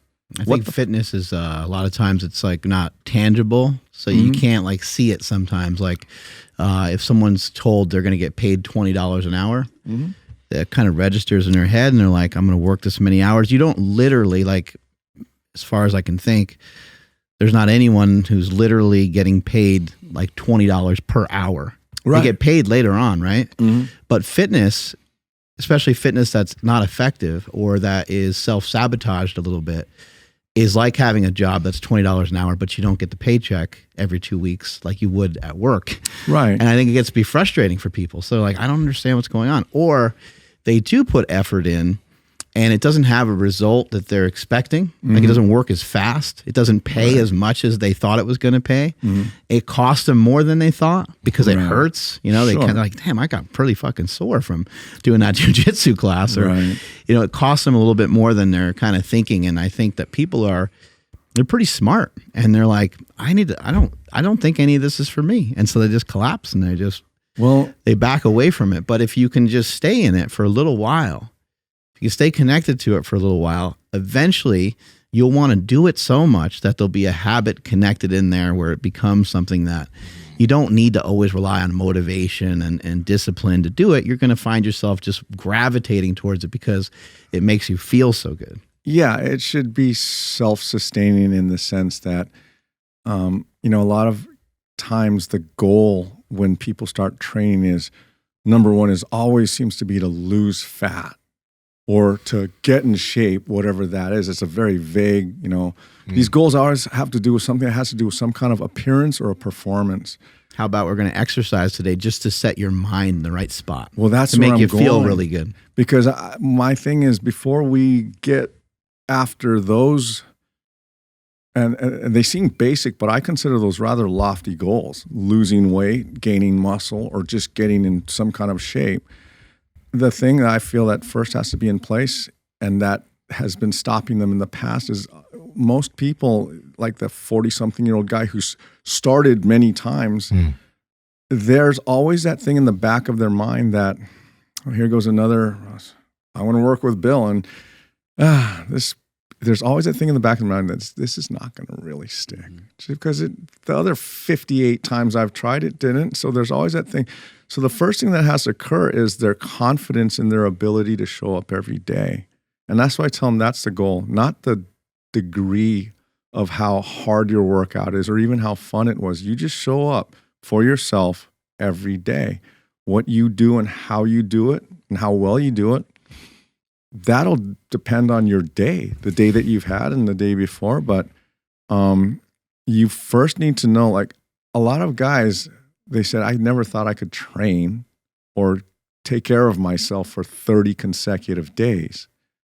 And they might still have the same amount of body fat or whatever, but they've established the trust in themselves. I sometimes like to use trust more than confidence because a lot of these guys don't trust that they can actually stick with anything for any period of time. When I started this thing, my whole thing in 2020, I had no intention of being on social media or, having a following of people that I'm very grateful and, I'm honored by. But I don't know if I told you guys, when in 2020, after the GORUCK and all that, that's the years following. So probably 2016 and on, up until we locked down in March of 2020. That 4-year period, things really went downhill for me a lot. My joints started getting, it almost felt like I was bone on bone in all of my joints. And I was still trying to train like 1 hour and which I could kind of gut through, but I couldn't recover. It would take me 4 days to recover from what used to take me a day and a half. And yet I kept trying to just push and push. I'd try to run hard. So I was just stacking up one activity that I'm not recovering. And I was just beating myself into the ground. I became very kind of discouraged, and I actually stopped training. And by the time 2020 arrived, my clients, I'd tell my wife, my clients are training more than I am. Literally, they're putting in more time and effort than I am. And I was feeling like kind of a farce. I was giving them the best guidance and information that I had, but I wasn't, they say, walking my walk. I wasn't, congruent with what I'm telling them they should be and what they should be doing. So when I started this whole thing, I started on YouTube. I don't even think they had TikTok, or maybe, I think they did. It was there. They did, but I thought that was like dancing app. The dancing app. And when my daughter suggested I start posting on TikTok, I think, I'm not a pedophile, man. I'm not doing that shit. What are you telling me to do? She's all, Daddy's not a pedophile. What are these girls younger than you shaking and twerking and all that shit? I'm 50, what was I, 51 at the time? No, not. So, Dad, no, it's not like that. There's like Coca-Cola's on TikTok, and I'm like, Anyway, so when I first started this thing for the first year, from April of 2020 well into 2021, all I was doing is literally my 10-minute workouts on an iPad mini, and I'm so not technical, and I'm so not a social media guy. I was using an outdated iPad mini, and I didn't even know that, what do you call the selfie camera is a much lower quality camera. So I was just I would go out in my little strip on my yard, and I'd face it out so I could see if I was actually in frame. And most of all my YouTube videos were filmed with that camera. That's why if you look at them, it looks like they were filmed in the 90s. I mean, it's just such bad definition. Whatever light happened to be available, that's where, and I used Costco almond milk comes in these square box. Yeah. That was my tripod. I'd put 2 here, 1 here, and then I'd prop on a chair. That's how much production value those videos had at the time. But the third day I was doing that, literally, I think the third day I started getting my wife was like, "What is wrong with YouTube?" And I said, "What do you mean?" She says, "All these things keep popping up." Wow. And somehow that one of those videos got out like 30,000 views in an hour. And I was like, well, I don't know. And then people started kind of leaving me comments, and I was at a very low point. Just so you guys know, I couldn't do a proper pull-up back in 2020. I what you see me doing now. I had to use, those same handles you saw snap off. Well, those are what I was using. I could only go with a neutral grip, and I just had to kind of nurse my way up to a pull-up. Yeah. And my push-ups both hurt. Everything was just bad. But I started, so honestly, people ask me, how do I motivate myself? And I'm not necessarily trying to push that you be a social media guy, but for me, one of the most motivating things for me was those comments that I got from people. Yeah, stuff like that, I think. And maybe that was as high as I could go on that day. I don't know. Is that the speed? Yeah, that's because if I slow the speed down, I will, in big capital letters, I'll put slow motion. So or fast, whatever, time lapse. So I was and the reason why I was going at that speed is if I went any faster, it hurt. So that's another reason why I was going slow in the beginning, to accommodate whatever limitations I had in my joints. But my intention was and I started posting those for my clients who are also at home. They're drinking and eating and not doing much. And one guy said, well, are you doing this? And I said, kind of. He said, okay, why don't you post what you do on YouTube, send me the link, and then I won't do what you're doing, but I'll do my workout, which he didn't. But it got me going, and the comments I got from just people from not only just around the world, that was very inspiring for me. They said, hey, thanks, that was kind of cool. Are you going to keep doing this? And so I started doing 10 minutes every day because I was in a very bad space as well. I didn't have a lot of exercise tolerance. See, this is how I didn't even edit this part out. I was just went for it. You hit record and then go. Yeah, I would just walk away. And then when I'm done with whatever the hell I was doing, I would I'll just come back in and just turn my camera off. What matters is, can someone learn something from it? Can they see it enough to learn something from it? That's really, can they hear it clearly enough to learn something from it? That's all you really need on any of these forms of social media. Yeah. So I was, so that's how, and then, like I said, my daughter, then it was weird. I didn't know, like I said, I didn't know what TikTok or Instagram was. I only had Facebook at the time. And I just started noticing that literally after a year, and I didn't start talking on social media for a year and a half because I was so stage. Your voice is super pleasing, by the way. Oh, I heard people talk about yours. Strange things happen after women listen to Nsima's voice for sure. Yeah, but just gonna stay quiet. But coming from you, that means a lot. But I noticed that there's like for people that are a little gun shy that are listening, I've noticed the same thing with other people that have developed huge followings on social media. Like Adriel. Yeah, and right. Yeah, I love that guy. He doesn't talk in front of the camera. And he did a great job on our podcast. Nick Bear, he now talks more in videos, and you see him on YouTube and stuff. But most of what Nick posts, if you look on Instagram, he doesn't really. It's rare that he talks, and if he does talk, it's usually like a voiceover. And he's more comfortable with some of that. But I think people are so scared to start, and they have these reasons on why they're not starting. Right. But just get started. Doesn't matter if your camera's crappy. Doesn't matter if you don't know what you're doing and you got a subpar almond milk setup or whatever the hell it was. I even took a picture of my setup as things started kind of taking off. I thought, well, one day people might want to see how this all started. That's great.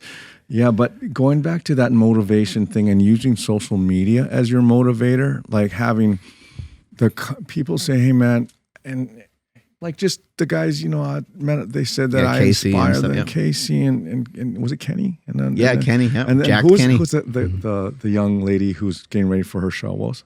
Sam. Yeah, and they say those nice things like how my videos inspire them. And well, those comments and those people, they inspire me more than they can possibly imagine. And not collectively. When I hit you up, you were all fired up. You were like, what? You responded back with a voice thing, and you were like, really? Like, you're contacting me? I don't understand why. Because I see the caliber of people you bring on your show, and I'm like, oh my God, how? But anyway, yeah. But for people that want, I've had some of my clients that have these social media channels and that started doing this, and they post every day, and they might not be getting tons of followers, but they throw down every day. And I can see they're putting just heart and soul into what they're doing. And that, I got my brother. My brother's a long haul trucker, and I got him posting on interesting things he sees when he's driving, because it's kind of a lonely life that, he'll go weeks without seeing his wife. And, yet, and now there's interaction. People comment. He's got followers, and So shout out to at John Maeda, but it's just, to me, I know there's a lot of criticism of social media, both the amount of time that people spend or say waste on it, and the way they spend time and the content they consume, and it's just like anything else, like. I was in a dark place in 2020 before the lockdown. And I almost feel bad saying this, but as I started doing this and started getting the engagement from this community on all the platforms that I got, it elevated me, and in a way it saved me. I don't think people talk about this side of it enough. There is a lot of positive things that come from the it. comments that people leave and the DMs I get, and I there's the good, the bad, and the ugly in there. And but I appreciate, even if you leave me, you want to give me some shit. There's a lot of TRT and steroid. Not as much anymore, but in the beginning, it's like every third comment was steroids, growth hormones, PEDs, and to me, that's fair. If you're gonna do what I'm doing, some old guy running around in his underwear flexing in social media. If you can't take that, then maybe I don't belong on it. And I answer them. I try to give them, a nice, an honest answer. My big thing is, I'm not gonna lie on any of the questions they ask me. What's your diet? My diet is this Loco Moco thing that you just saw. Loco Mocos are good. Right, yeah. Or, breakfast croissant today because I didn't plan my shit properly. You couldn't find any spam. I couldn't find any spam. Yeah, I'm in Sacramento. Good. So, yeah. So, but yeah, it just kind of developed a little organically. And but the point I'm trying to make is another avenue for motivation, if you can't find it for some reason inside, because like I said, I was literally, prior to the pandemic, I was in a way grateful it occurred, because I told my wife at the time, like, I was wanting to just shut my business down. I was depressed. I felt like kind of a sham or a farce to my clients. Sorry, clients, if you're watching this, but anyway, and it elevated me. It really did. And it wasn't just, people complimenting me. It was, you realize how many other people are out there in a similar space, if not worse. And they're telling me, hey man, this is helping me out a lot. And what better way to help yourself, I think, than to know that you're helping others. I think that's the way I'm trying to use the social media is to, engage with people and provide for them. Before, my content was kind of selfish. It was just like, okay, this is my workout, check it out, and whatever. But now I'm realizing that there's a certain responsibility that I have to these people that are kind enough to give any seconds of their life to engage with my content, that, I would like them to leave after watching a few of my videos with some kind of a takeaway, a value that I hope will transcend or multiply itself outside of that time that they invested or wasted, whatever, on my social media content. What do you think was leading to you not feeling so good and being depressed? I felt like, okay. You did mention not working out, no, but what led you to not want to work out? Constantly feeling tired, constantly everything hurting, because I was spoiled. My body has always done exactly what I've told it to do. And then honestly getting diagnosed, I told you guys I was a little over myself with my ego, but I had when I was diagnosed at 42, I still had a lot of work to do. I've had people say, hey man, I looked at your old kettlebell videos that you were posting in 2007 and 2000 when I was certifying for the RKC. And those videos, the way I walk up to the camera and the way you can see the asshole in me. I mean, you just can. The way my body language and everything else, there's a guy that thinks a little bit too much of himself. At the same time, if you knew really how I actually felt in, but I'm thinking, man, I got to project. I'm an RKC, or I'm going for the RKC, or I've got the RKC now. And back then, that was kind of like a pretty elite, kind of spooky certification to get. And I was kind of full of myself on that. But as I started to, after the cancer, number one, I was thinking, I got cancer. I got clients that are obese. They eat cake and ice cream they smoke and they drink. They live hard. Some of them do kind of harder stuff. How come I got cancer? And it wasn't like, why me? Because I never think that it should happen to somebody else. But I was just surprised because if you saw the amount of money I've spent on my food, on my supplements, because I might eat a lot of junk, but I try to eat good junk, high quality junk, you know. So I was just a little disillusioned by that. And then when I got through it, I'm like, okay, cool, I'm through this. Let's just carry on. That didn't happen. My body, there was like, I thought like everything else that I've done and screwed up on in the past, I could screw up with this, that, or whatever and somehow get away with it. And it didn't seem like that was. So now I'm realizing, oh, wait a minute. Oh, shit. I felt like I had been living a charmed life, like some God had touched me and said, okay, everything's cool. No matter what you do, you can't fail. And then all of a sudden I lost favor with that God or whatever it was. And like all my power was taken away from me, and being having a lot of this stuff come because I enjoyed it, it seemed to have come easily to me. And now everything that I enjoyed was like it was for everyone else. It was hard and it sucked and it wasn't paying me back. All I had was pain and dysfunction, and I didn't seem to be feeling or looking any better. And it seemed the harder I pushed myself, the worse things got. Yeah. And because I didn't have the character at the time to understand what was going on and how to deal with it, you know, my ego just kept saying, well, you got to push harder then. You got to go more. And in the past, that would work. And now that was actually working against me. It was pretty clear. I'm a little hard-headed. That's why it took me almost 2 years to go in for a stomach thing. That's when and then finally when the pandemic came, I think I digressed from when the pandemic came and I was already or the lockdown, I should say, on Hawaii, it was actually, I told my wife, oh, in a way, this is kind of good because a lot of businesses are going to fail across the board. So I can now close my place without the shame and the stigma. You know, I can it's like a big smoke screen now. And I was actually relieved because I had an out, you know, for my business without looking like a failure to my clients at least. And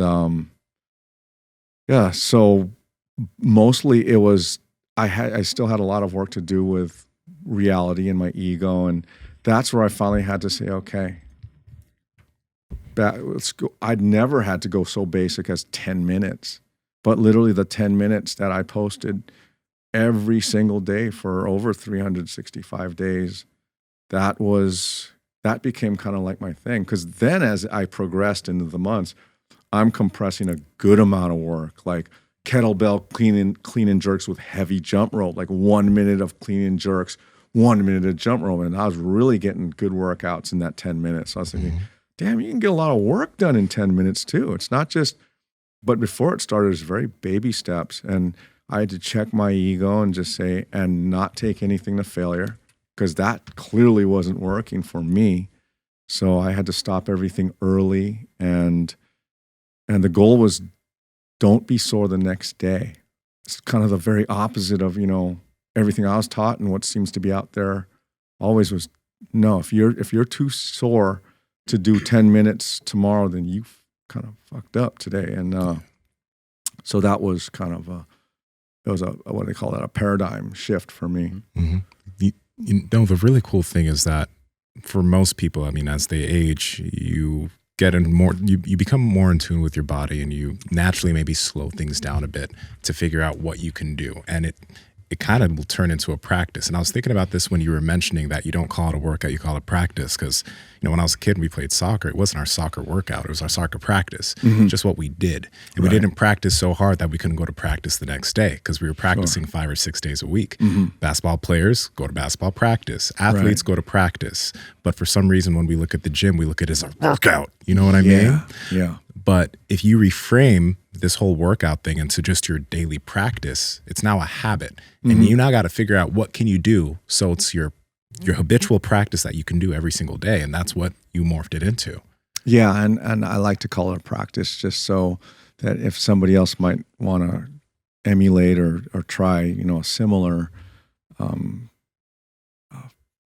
application into their workouts. That, because to me, when you're practicing something, you're focusing more on the nuances of how to do it well, and do it properly, rather than making the weight or the reps. Because very common question every day, I'll post an exercise and without fail, there'll always be a comment: how many sets and how many reps? Right. Yeah. And it's understandable, but I try to get people to understand, hey, it's not about that. It varies. I'm not you, or you're not me, and we're gonna have how much weight, how much background you have, basic and otherwise. There's countless variables that would not make any answer I give that relevant. So that's why I just like people to focus more on the practice of how they apply their breathing to what they're doing. And another thing that I really, really try to push is, more important to me than being strong is being bilaterally balanced, ambidextrous. Yeah. Like, yeah, that is, I would rather be 50, 60% strong, but equally on both sides of my body, and also front to back. And then, really strong on one side and kind of not that strong on the other. People say, hey, how do you prevent injuries at yours? Why aren't you sore? When I was very young, I think I got my first heavy bag when I was 14, and I started, and I'd never had a heavy bag before, and I always thought I had a pretty good punch, and I could not believe how inept my left, because I'd never really been able to hit something hard with either hand. So when I actually punched that heavy bag on the left, I couldn't believe how the difference. And then I started working with some guys that are saying, hey man, what are you going to do if you punch someone, and it's very likely you're going to break your hand in a street fight if you hit someone really hard and it just doesn't, you just land it. And what do you got after that? And I was thinking, oh, not much. So that's where I first became aware of the value of being ambidextrous, was just for survival in a fight. But then it became more of like, if you look at your arms, your legs, and your neck, these are like the avenues or the roads by which the gravitational force of this planet enters your body. Before you lift something, unless you usually have to grab it. And I like to have, I use the analogy of, if you had a brand new car, everything is perfect on it. Yeah. But you sat on the driver's side, and you only allow people to sit behind you, and you can only load the left side of the trunk. And then you drive that brand new car around for a year. What do you think the wear and tear? It's a brand new car. Yeah. And you didn't overload it. It's not like you're putting people, but all the gravity entering that car is only entering on one side. How is that car going to wear over a year? So with my clients, them being ambidextrous, not just in terms of strength, but in ability. You might have seen recently in a pumpkin video, I had a knife that, it's a butterfly knife that I flicked out as kind of that thing. When I was there's a lot of comments on that video regarding that knife. And it was just a little showmanship just to make the video a little bit more fun.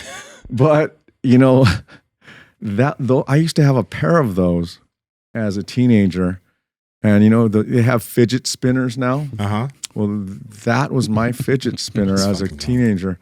My mom, the things that she had to, I guess, get used to as normal, I was always walking around the house with butterfly knives and just constantly. I don't really, now that I'm a parent, I'm realizing how aberrant a child, my mom just had to go through some really weird shit with me. But people say, well, you're but that was just an ADD device. That was, it was a very satisfying piece of, sort of like racking a shotgun. Just that knife, it's a heavy stainless steel. Yeah. So that's all it was. I'm not a knife fighter, some deadly guy. It was just an ADD toy for me. And also another cool thing that was kind of glazed over, you mentioned it, But you were talking about the movement that Mark was showing you in the gym where like you're using the cable and pushing over, but then you talked about how you slowed it down and you thought about the muscles that were operating as you were doing the movement. And one thing that you see a lot, you see this especially with guys who are talking about bodybuilding training or loading a muscle group, and they say, oh, you know, it's all that matters is the mechanical tension that load puts on the muscle. And you just got to move that. You just got to move the load. It doesn't matter what you do, that mind muscle connection or thinking about what's moving. It's not a big deal.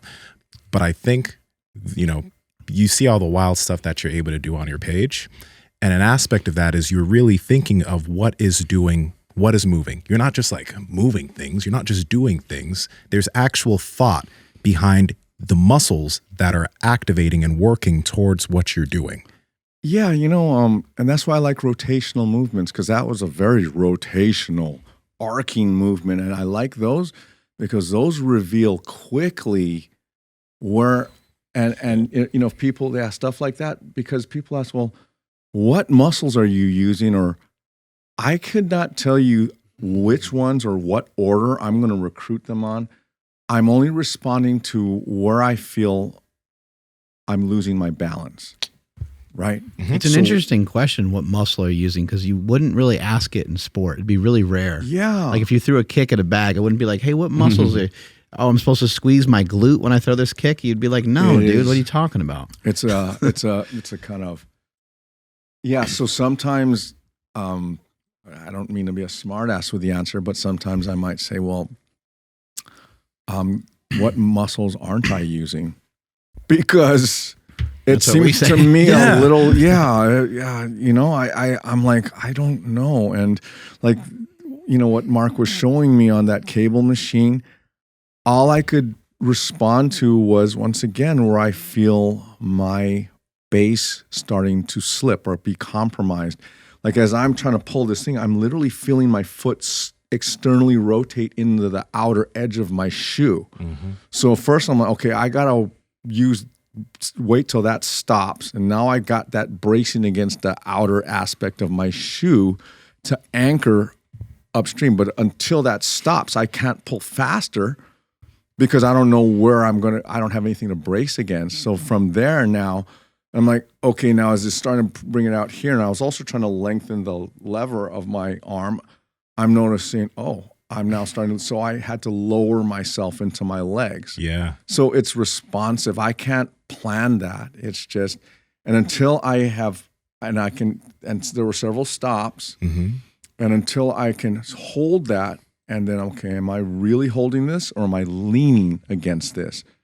And I think I'm good, because if I'm leaning, then I can't move out of there, because once I move more, I'm going to fall. So I have to actually be in control of that, and then I can actually move as far as I could into that. But it's reactionary, and it's just based on sensing where I am. I guess stable and loss of balance might be interchangeable in this sense. But yeah, if I'm not feeling stable, if I'm not feeling I'm properly stacked over myself, then I'm not going to proceed. And if I couldn't with that load, then at whatever range of motion I was at, that was the rep. You know, if I can get out to here where Mark was getting, then cool. But if maybe here's where I can, and I'm not going to try, well, Mark did this. So, you know, and then just jump into that just to be, you know, I'm not interested. It's just the best of what I can do. And that's what a lot of what we're doing in terms of training. And that's something that I noticed from you and your page is like, yeah, there are times I'm trying to remember, I haven't seen a lot of isolation stuff, but a lot of the stuff you're doing is incorporating whole body movement into one thing, like that ring thing you were just doing. There is a lot going on there. And many of the movements you're doing, there is stability. And maybe there's a concentration on doing a push-up on a kettlebell with the handle on the ground, but there's so much stabilization going on everywhere else that it's not just a chest movement. There's also probably not, I'm imagining, probably not isolation just because, again, of the time domain in which you work, right? Yeah. And, you know, in the reason why you won't see a lot of isolation on my thing is because rarely, especially, and I'll always go back to especially my somewhat recent reentry into jiu-jitsu.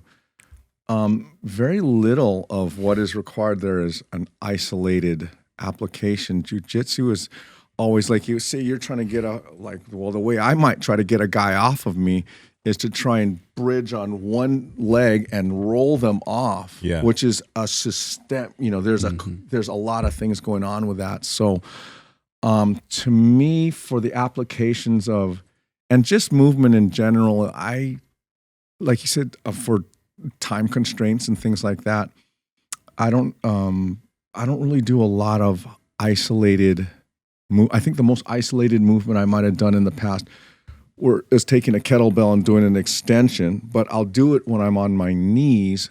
So like the quads, there's like what you'll see an isolated movement here, but what I'm really focusing on is the position of my rib cage and keeping the platform below my elbows, keeping all that together, because the potential for me to go backwards if that falls apart is there. So. I think the biggest thing with weight training is just to make sure it's not a hindrance of the main thing that you want to do or the thing that you want to perform well in. So if it's jiu-jitsu or you want to be a great football player, whatever it is, it's great to lift weights. It has great application. And even if you isolate stuff, that's not a bad idea.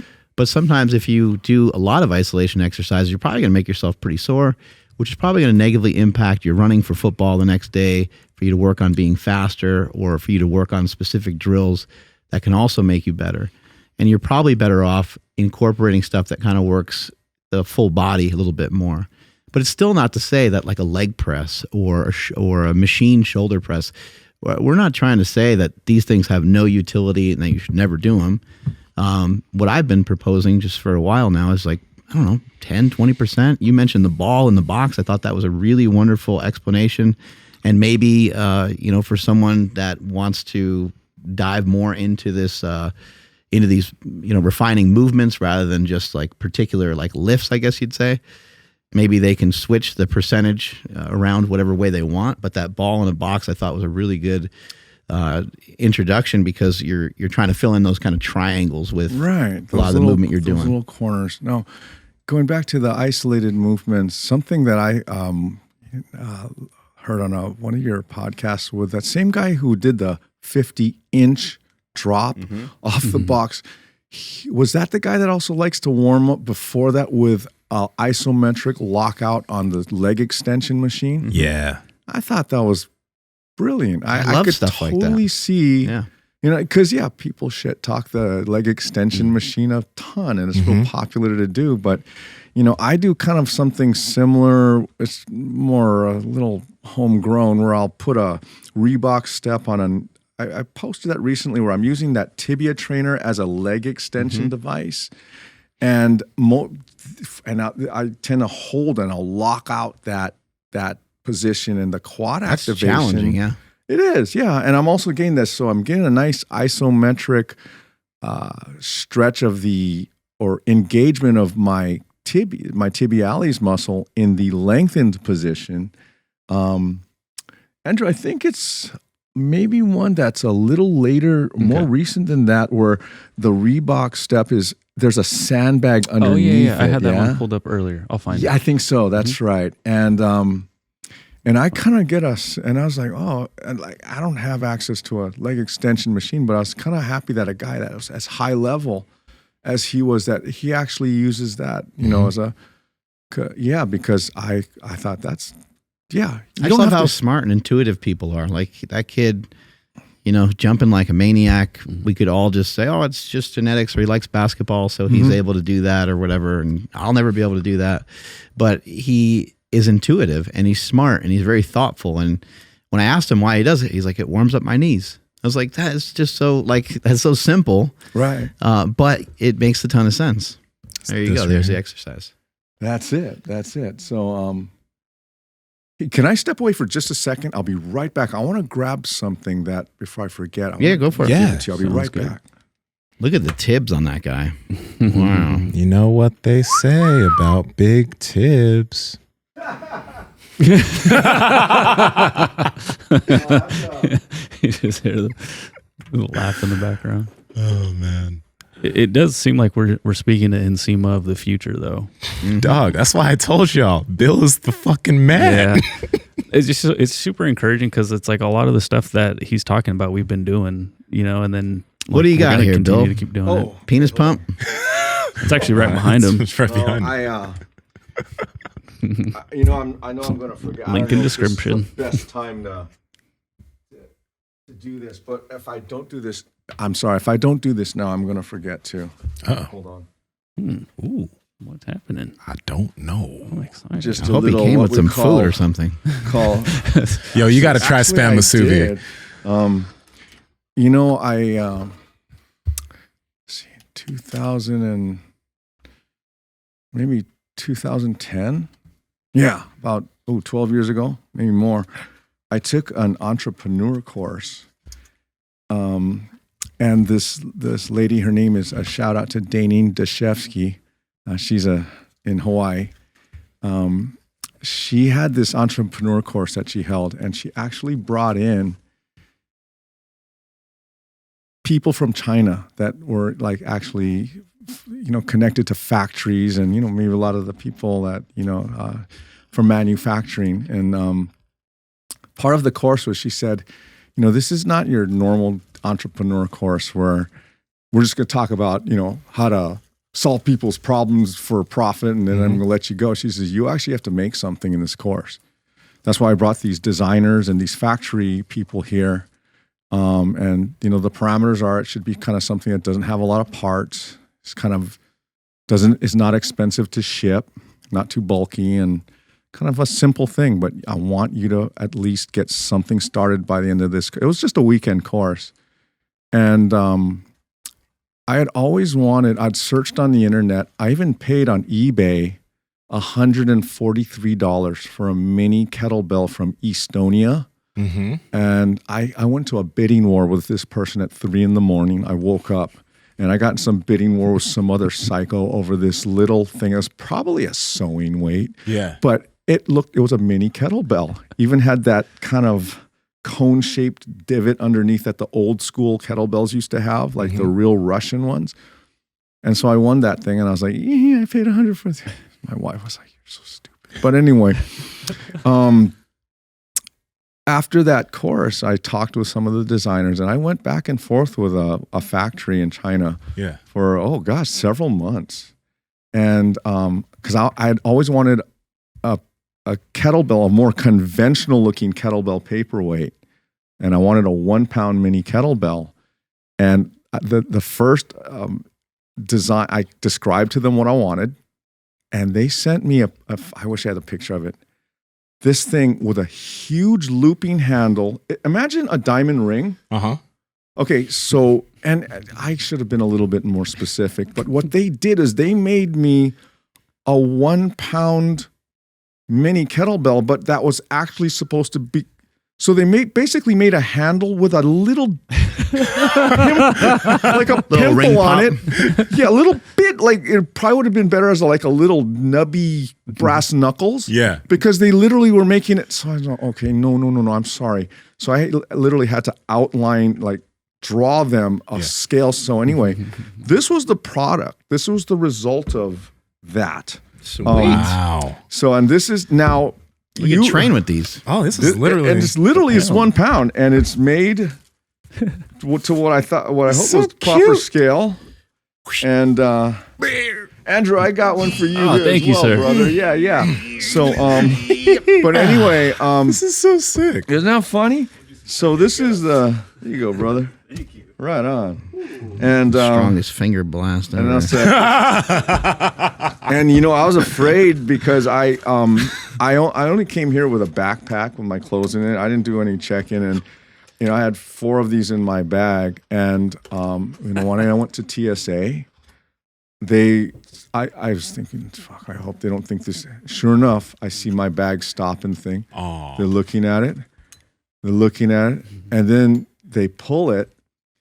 And it's all local guys working there. And the guy's all, whose backpack is this? I said, me. He's all, can you open that up? And then he looks at me and goes, bro, you on Instagram? Yes, I'm let's go. I'm like, yeah. He's like, bro, hey, you the guy that does all the. I'm like, and then he starts calling over like all these stern-faced, TSA, right? He calls, hey, bro, this is the guy, and he's like, hey, that's the guy.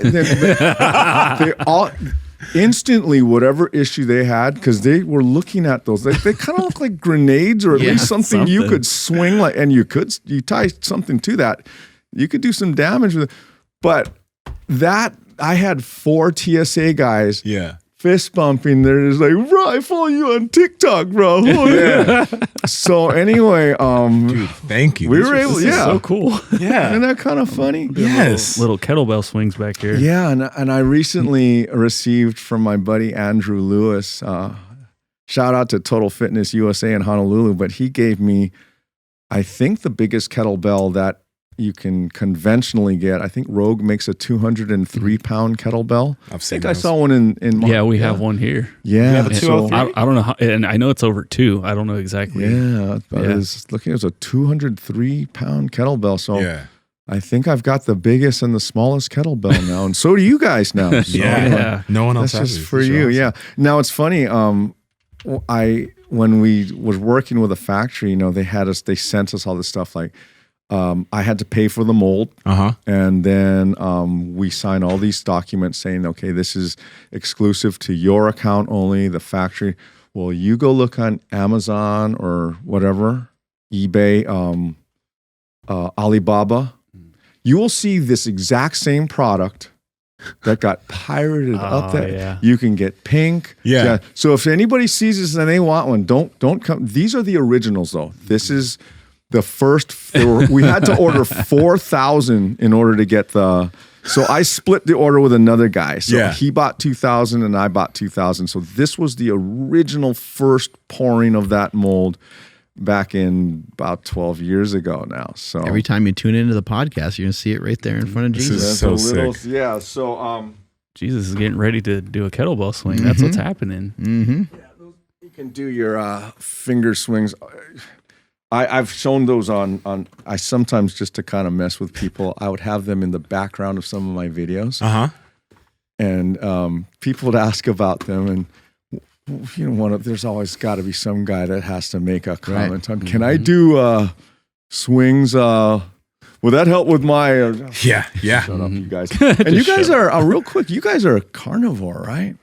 Well, For the most part. Yeah, we eat a lot of meat. Okay, well, I got some meat for you. Yes. Oh, wow. Oh, yeah. Yeah, this place is called Snack Addicted. They're in Hawaii. This is Beef man. chips. yeah, this is a ball stuff. You guys can just pass that around And Yeah, Nsima but- saved some for me. don't worry, Andrew. But, yeah, Oh, this different stuff. for you. My no choice. daughter. Green dragon. Yeah. It's apparently that's a green dragon. Trader Joe's apparently has a green dragon sauce. It's supposed to be in Hawaii. Certain things catch on that like maybe the mainland might not. Oh, yeah. care, but Hawaiian beef jerky is like crispy, right? it is crispy. Yeah, and even my 9-year-old daughter, who doesn't really eat this stuff, she maxed this. She loves Oxtail this stuff. soup beef Oxtail chips. soup. That's it. Let's Yeah, open this Open bad it. boy. that's the one. Pass that Jeep My to the older left. daughter, that's her. This one's like a brisket, right? Probably. Yup, oxtail I soup. lost man. it in the light. I was like, "Wah!" Wow. What'd you give me? What did I get? Spicy something. Why'd you give me the spicy one? You don't like? I mean, I'm just I would have saying. assumed you like spicy. That's Yeah, so Let's see. they're all good, crunchy. Bill, we gotta ask you this, or Yes, I gotta sir. ask you this. That's really good. Well, before I take a bite, your lower back. Yes. You mentioned that while we were in there, and I think this would help a lot of people because you mentioned that you used to have some lower back pain, and there are aspects of your training that that's good. fix that over time. Yes. Okay. When I was much younger, like 40s, like I think I got RKC certified at about age 40. So even in my late 30s, I was kind of training for that. And there were some days I would just throw my back out. You like that? I love oxtail in general. Oh, right on. So this really tastes like oxtail. It's Oh, fucking damn. We amazing. might have to. Okay. Well, hey, I just wanted to just bring a few samples. We'll send you more. This spicy one was actually fucking incredible. Ooh, Andrew, you Oxtail gotta in try a this. in a crock pot works really well. It's Oh. real easy. Yeah. Yeah, love it. I love it. Yeah, This we is so instant pot that thing, and it's just easy. Yeah, I love that instant pot. By the way, but yeah, my back in my late 30s into my early 40s, And then, I also found out that having intestinal or cancers in one of the symptoms can be lower back issues. But oh, you just killed the camera. Camera died? Yeah. I'll fix it. Power Project family, how's it going? Now, we know that strength starts from the floor, which is why we want you guys to build strong feet. That's why we partnered with VIVO Barefoot shoes, and we've been wearing these shoes for over a year now. Not only are they flexible, zero drop, meaning they're flat. They have a wide toe box so your feet can do what they need to do inside of the shoe. They also look great. If you go on their website, they have a lot of amazing options from casual wear to in-gym wear to running. With you go with VIVO Barefoot, you can't go wrong, and your feet will get stronger as you wear the shoes. So if you're interested in checking them out, head to vivobarefoot.com/powerproject, and at checkout, use the code POWERVIVO20 to save yourself 20% off your entire purchase. Enjoy the episode. no worries. Guys, eat. A lot of times. And one of the symptoms of having your stomach worked on or surgery? Yeah. Well, after the cancer, and I got through all the chemotherapy, I was as weak and as fucked up as I could ever be. But a lot of people didn't realize that. Like, gee, Billy, I can't believe you had cancer and chemotherapy. You look just the same. And, the whole time even when I was in chemo in the thick of it, I was holding 210 pounds. I was wondering about that. You held the weight. I held the weight the whole time, and they couldn't believe it because usually, normally that just eats you up. But I was doing kettlebell snatches. For some reason, kettlebell snatches was about the only thing I wanted to do and felt right. And I didn't want to train so hard because I felt like they were saying, yeah, you can train while you're on this stuff, but I felt like I'd just be pushing that stuff deeper into my physiology. Mm-hmm. So I wasn't really interested in doing that much. But anyway, coming out of the chemo, I actually kind of felt worse. And because I used to wonder, like, when I was on chemo, there were some days I felt really good, especially when they'd take that pump off of me. I later learned that there were steroids, but certain or steroidal components in the chemo or added to it to just prevent muscle wasting. I thought, I'm like, look at me, I'm Mr. Anabolic. But no, they actually were putting steroids in there. So I guess technically, if you ask me, I'd have to say, yes, I have taken steroids, but not, of my own accord. But it did really make me feel quite relatively strong despite what was going on. But once that stopped and all of that kind of worked its way out, then I really felt, and my back was, I couldn't do, I remember trying to lie on the floor and do a leg raise and I couldn't. It was the hardest thing. I was like, God, I can't. My legs felt like just tree trunks. I just was amazed. And so the fast forwarding to your question and how this asymmetrical stuff, I've always liked the way the obliques looked, even when I was back in the early 90s. And, I say I wasn't a bodybuilder, but that doesn't mean I wasn't into bodybuilding. You remember like Gary Stratham, Flex Wheeler, all of those guys, Lee Haney. To me, the only thing that made a guy look ripped, I didn't really care what if they had really shredded, defined obliques, everything else on them could suck. And to me, they still look great. And I didn't really understand the function of them at the time, but there was something about that. And then, you remember Rocky IV? How can I forget? Right. Okay. Dolph Lundgren, there were certain, during those fight scenes where you would see him throwing that punch in slow motion, and all I remember was looking at this thing. It was clear that whatever heat he was bringing to Stallone, that was coming through his obliques. Yeah, they both had like shredded serratus muscles. And between the two of them, and then even when Stallone put his arm up at the end, that's all I could look at. And I was just like, damn, I want those. So it was more for aesthetics at first, and there's just something that looked powerful about that. I never, ever cared about the six-pack musculature. And and just when and then I kind of started doing, you see those obliques on these guys, man? That to me I think if you have obliques, you don't even have to have a six pack. If you have obliques, your abs look shredded and you look strong. I just felt it looked strong. And I never cared about that blocky look that everybody's afraid of. I remember there's a guy named Rich Gaspari. Remember him? Yeah. Oh, shit. And I remember he was a shorter guy and he had maybe a blockier waist, or Franco Columbu, but I didn't care about that necessarily, that wasp waisted, pretty. I mean, I like that thick, strong looking oblique look. You look protected. You do. It looks like armor. And some people on the comments you would say, what is that armor on the side? And I love that comment. I'm like, oh, thank you. But when I would grapple, or and I'm always on the bottom getting my ass kicked, I would always find that there was some kind of a twisting thing that I had to do in order to somehow at least survive a little longer.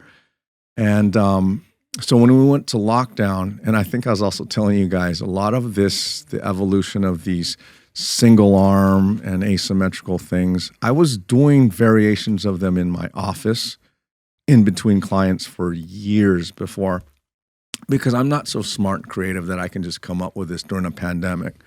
The basis for that training was like all of these, what I would call a fulcrum lift. I was doing that a long time before, just no one ever knew it. Because, I told you I was pretty shy about just talking, and I was just putting those videos up was scary for me. But I did probably 15 or more, almost 20 years of just anonymous training in my office that no one ever knew about. I'd come home and tell my wife I had a good workout, but who gives a fuck? Because no one ever will see it.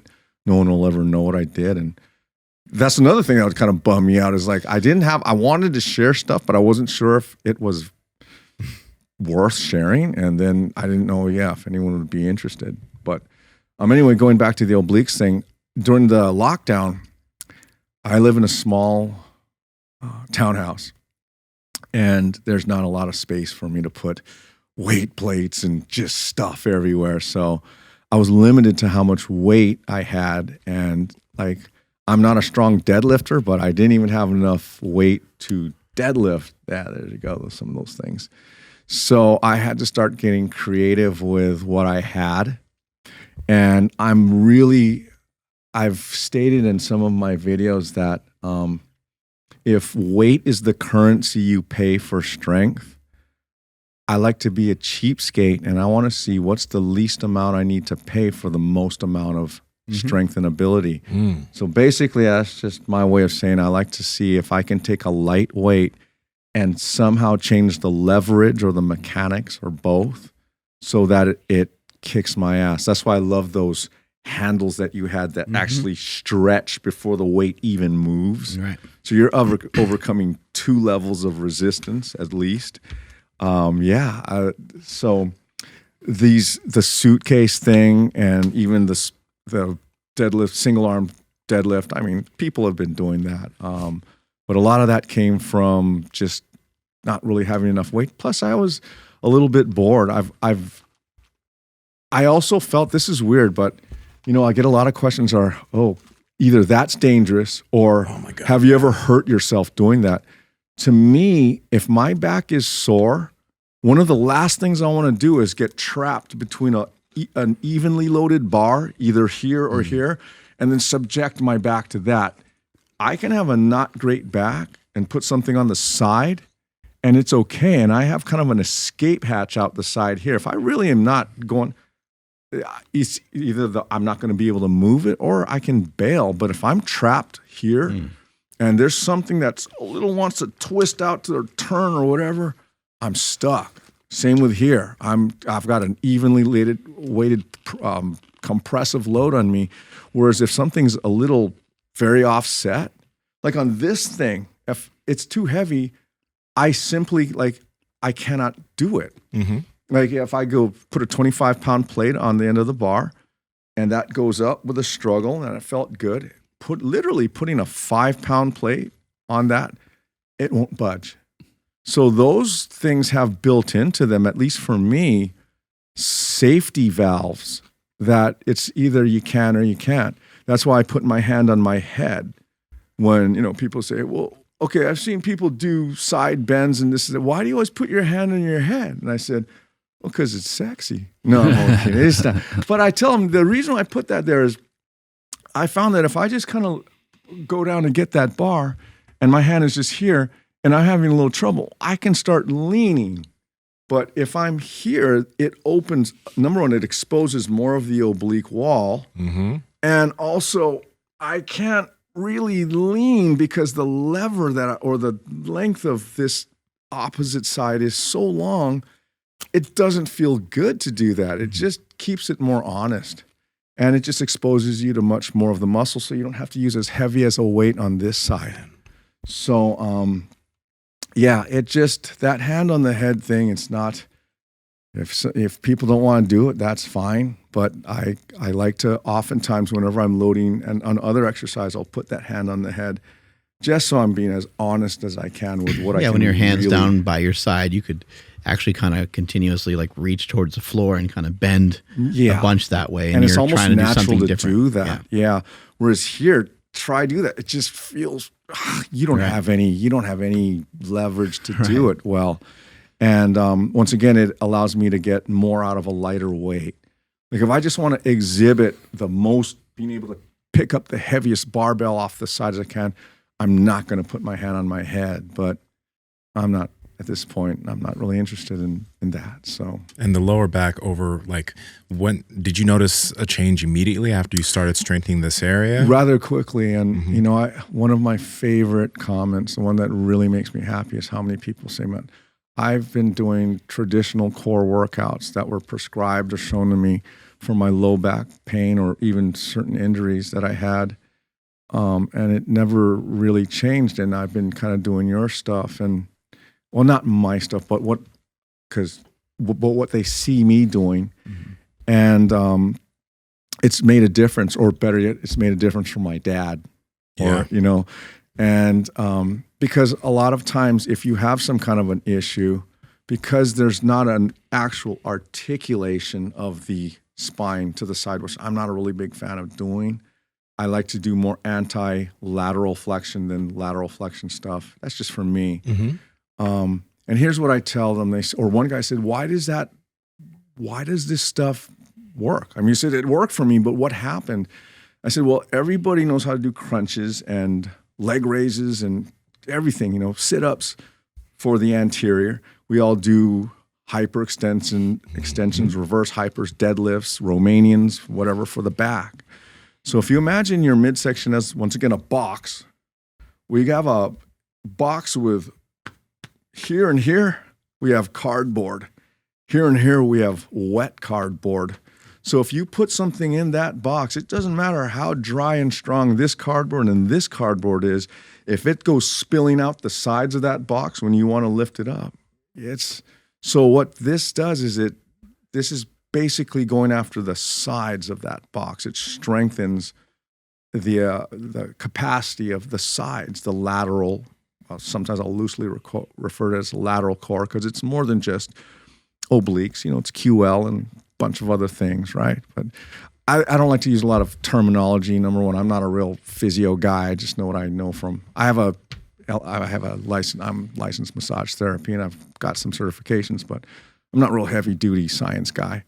And I've found that most people that watch my videos don't care about those words. And as soon as I start using too much of that, it alienates them and turns them off. And I know it's popular to try to show that you're educated with stuff, but I try to just make things as digestible as possible. So I'll just call it your lateral core, because most people can figure out what that is. Yeah. Mm-hmm. Even obliques sometimes is a little bit of an oblique definition for them. So, I try to use terminology that I would like to receive. You got something brewing over there, Andrew? Yeah, I was hoping for, let me find it, a little bit of story time, because I wanted to ask Bill what it's like to be 225 pounds, I think, at 6'3".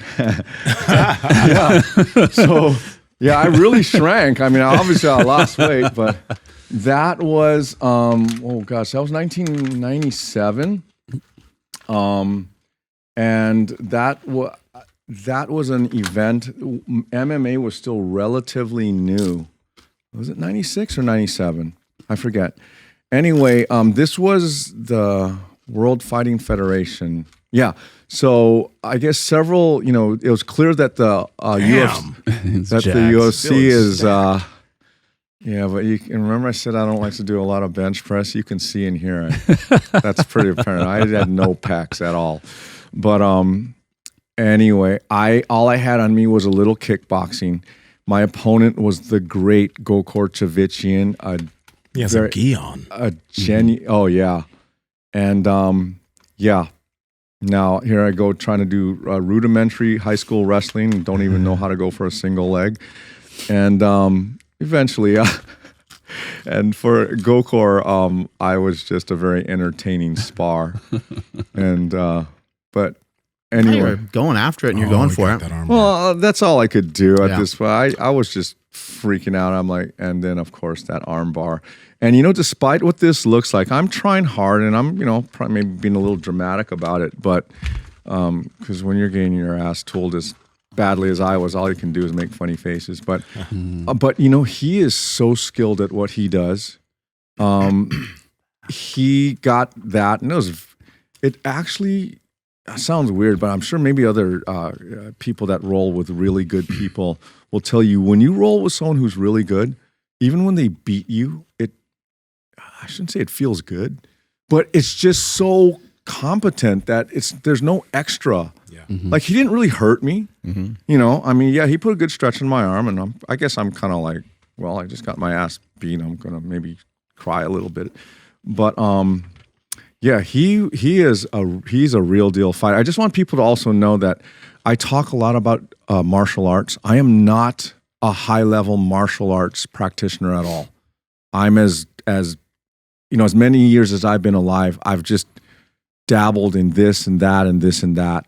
But jiu-jitsu, I still consider myself white belt level, and I'm always a student, but I am not an I never try to sell myself as a badass or some kind of like an instructor in martial arts or anything. I'm very interested in it. And the reason why my training revolves around martial arts as much as it does is I think I was telling you guys prior to us recording that I haven't really practiced anything with anybody else for over 3 years, easily. Yeah. My thing with my clients is if they don't have a specific sport or just people in general that are interested, if they don't have a sport that they are interested in, it's good to always have some kind of a sport that you can focus your training on, right? Yeah. There's tons of people that have said that rather than just, okay, I'm going to go to the gym to get in shape. But if there's actually a sport or something that has systematized, movements and things, it could be soccer, whatever. If you have that, it gives so much more meaning to your training, right? You have something, okay, just the amount of experience I've had getting my ass kicked in various martial arts, to me it's been extremely motivating in showing me and revealing to me where all the holes and the gaps in my system and my fitness are. And I tell people, you don't ever have to go to a gym or a dojo or an academy. You don't ever have to even practice a martial art. But if you practice to fight, if your training is geared around developing the attributes to fight, what sport can't you participate in after that? Mm-hmm. Because to me, martial arts, and I'll also include maybe gymnastics, floor gymnastics, but I like martial arts because, if you're going to practice one or the other, the one thing that all people have in common, or every person on this planet, other people have said this before, is one thing, the one sport you will never be immune from is being attacked by somebody or something. It could be a dog, it could be another person. And that goes for every human on this planet. If there's one thing that could happen to you, yes, most people, all you have to do is say, I'm never going to play soccer, and you're almost certain to never have to play soccer. Yeah. But you hear of, women, men in their 80s, like Nancy Pelosi's husband. Was he 80-something years old and recently just got attacked by some psycho with a hammer? Jesus. Right? Oh, yeah. And dude looked pretty fit, though. I mean, I don't know anything about him, but still had, he looked pretty like a fit 80-year-old guy. I don't know what he's doing. And he's okay. Apparently, he's going to be okay. Because apparently he was able to at least hold that guy off enough so he couldn't get a really good, hit with that hammer. Yeah. And the guy is tall and he looks pretty fit for an 80-year-old. So, but it can happen to anybody. And that's another reason why I'm a big fan of people, whether they think so or want to or not, of having at least developing the attributes for combat when they train. And and Mark, I notice you're doing a lot of this, is one of the best martial arts to practice is running. Because that's basically the first thing you should do, whether you can kick ass or not. I mean, okay, so if you win a fight, great. Now you got to go to court. And most likely is that whoever you got the best of or better of is going to most likely win there. So, the number one's running. It's always something that we haven't really talked much about, but that is one of the best martial arts to practice, is your ability to get away from a conflict. And also built into it is, if you can't, it's one of the most appropriate activities to give you the cardio and the capacity to throw down or at least defend. My thing when I go to jiu-jitsu, if I can the longer I can survive, that's the win for me, because and if I happen to maybe get something and I luck out and I get the other guy, then cool. But oftentimes I'm more interested in just seeing, because I know there's so many guys out there that will always be better than I could be a black belt. There's still going to be plenty of guys better than me. Yeah. And if I ever end up on the street, or should I have to defend myself or somebody else from someone like that, my thing is, I just want to know what they're trying to do, okay? Trying to get side control, trying to get mount, trying to get my back, and just not let that happen or make it really difficult. Because that's about the best I can. And then once I'm able to do that, then I run away. So that's my martial art. It's not really getting good at arm bars, triangles, any of that, rear nakeds. It's good to know that that's what's trying to be done to you. But for me at my age, if I can just get away or at least prevent that. And that's why that's why I talk so much about martial arts. Not because I'm some badass at martial arts. I'm really not. Anybody that would roll with me would be both amused and surprised at how bad I am. And I have no problem, because I really want people to, I don't want to be like, I know it's real popular for fitness influencers to kind of represent themselves as, I'm a badass, I'm just, I'm really not. I'm just a guy, I'm a father. And I also I want other people to know that you don't have to be necessarily good, because I know a lot of guys with all this jiu-jitsu out there, there's a lot of guys that are feeling even more insecure. Okay, not only I'm not in shape, everybody knows jiu-jitsu now, and so my adrenaline kicking in, that's not going to work anymore. Remember that thing? You always have that guy said, "No, I don't have to practice fighting, man, because once my adrenaline kicks in, man, I fucking Hulk on these guys, and that's it, man. They're done." Next thing I know, everything's a blur, and then there's blood and guts around me. No, that doesn't work anymore. But my thing is just take enough jiu-jitsu to understand what the steps are that they're, because the progression seems to be about the same, assuming they're not trying to pound you at the same time, which just adds. But yeah, and just know how to try to not let that happen, and you can be wily enough to do that, and it won't take forever. Yeah. Andrew, take us on out of here, buddy. Yeah. All right. Thank you, everybody, for checking out today's episode. Had some little bit of technical difficulty. Sorry about all that. But that was my fault. Yeah, you broke the camera. That's so weird. But let us know what you guys think about today's conversation. And dude, thanks for this jerky. This Hawaiian jerky is freaking incredible. Hawaiian style. Man, kettlebells, everything. Thank you so much, sir. This conversation was great because it's so cool. I get to see, hopefully, where my trajectory is going, because a lot of the stuff that you're preaching is stuff that we've all been like implementing recently. And so I'm super inspired and encouraged. So thank you so much for that. Thank you. And if you guys feel the same way, please let us know down in the comments. Make sure you guys are subscribed if you're down to listen to more conversations like this. Follow the podcast at MB Power Project on Instagram, TikTok, and Twitter.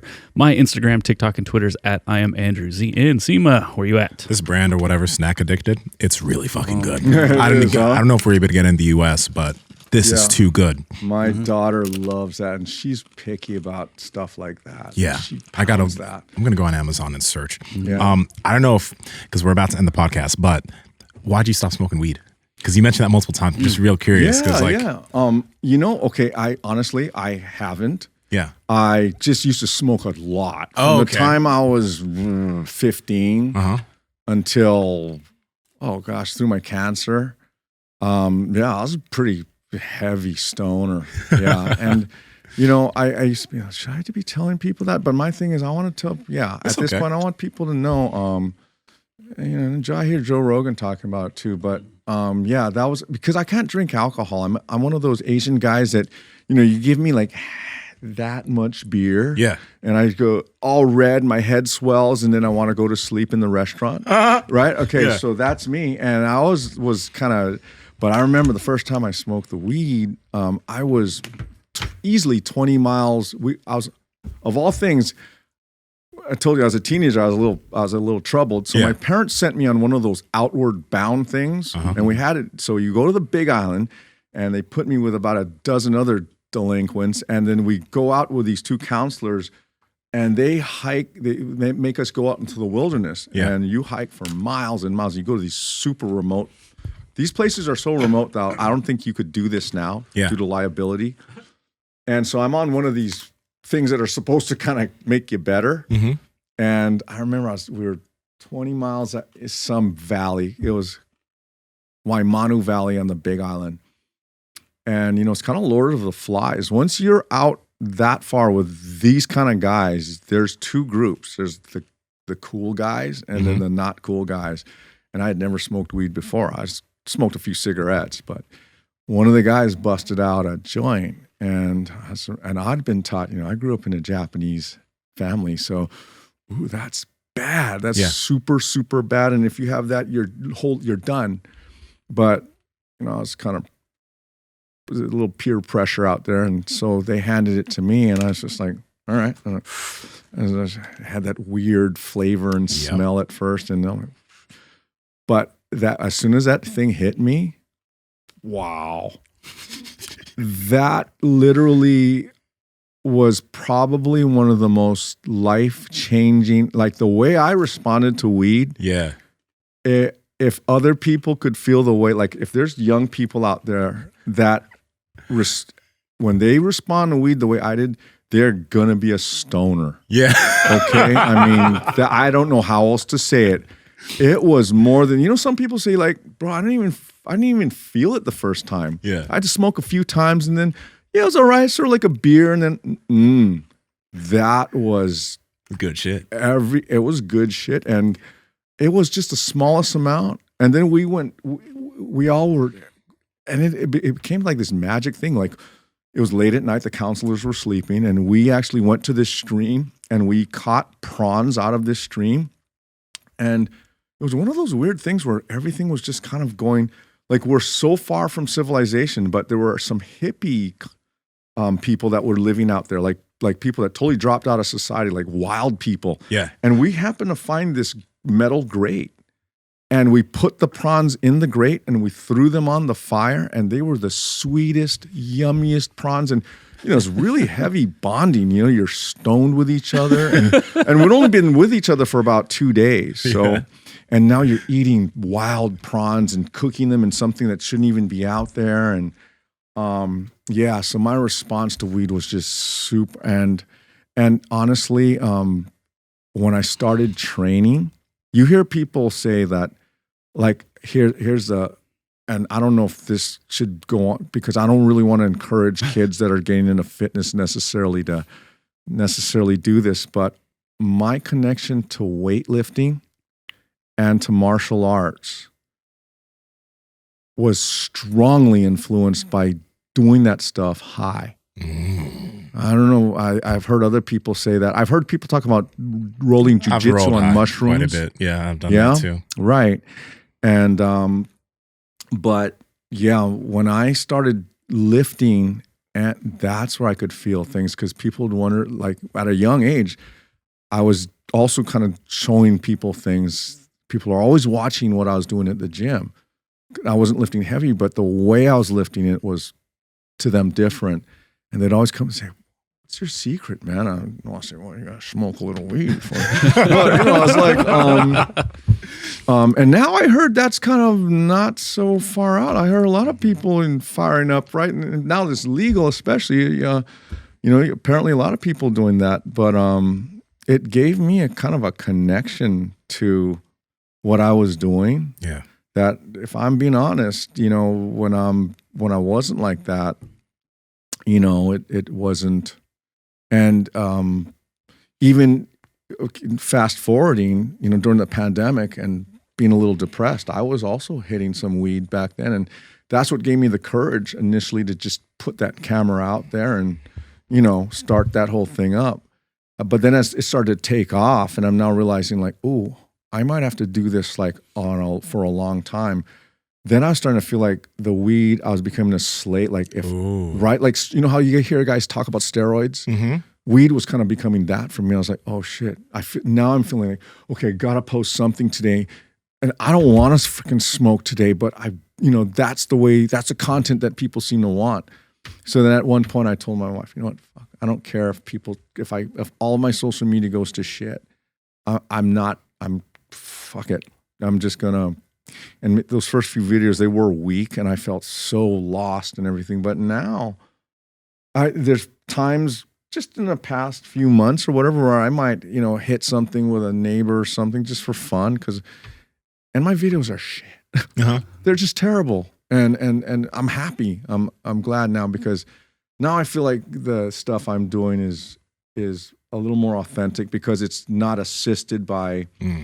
Because it became a crutch. Gotcha. It became a crutch for me.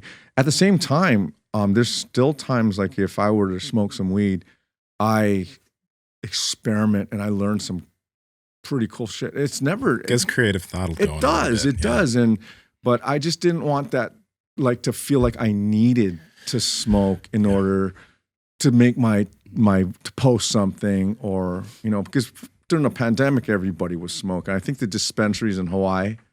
Those were just banner years for them. They did so well because people were buying weed left and right. Yeah.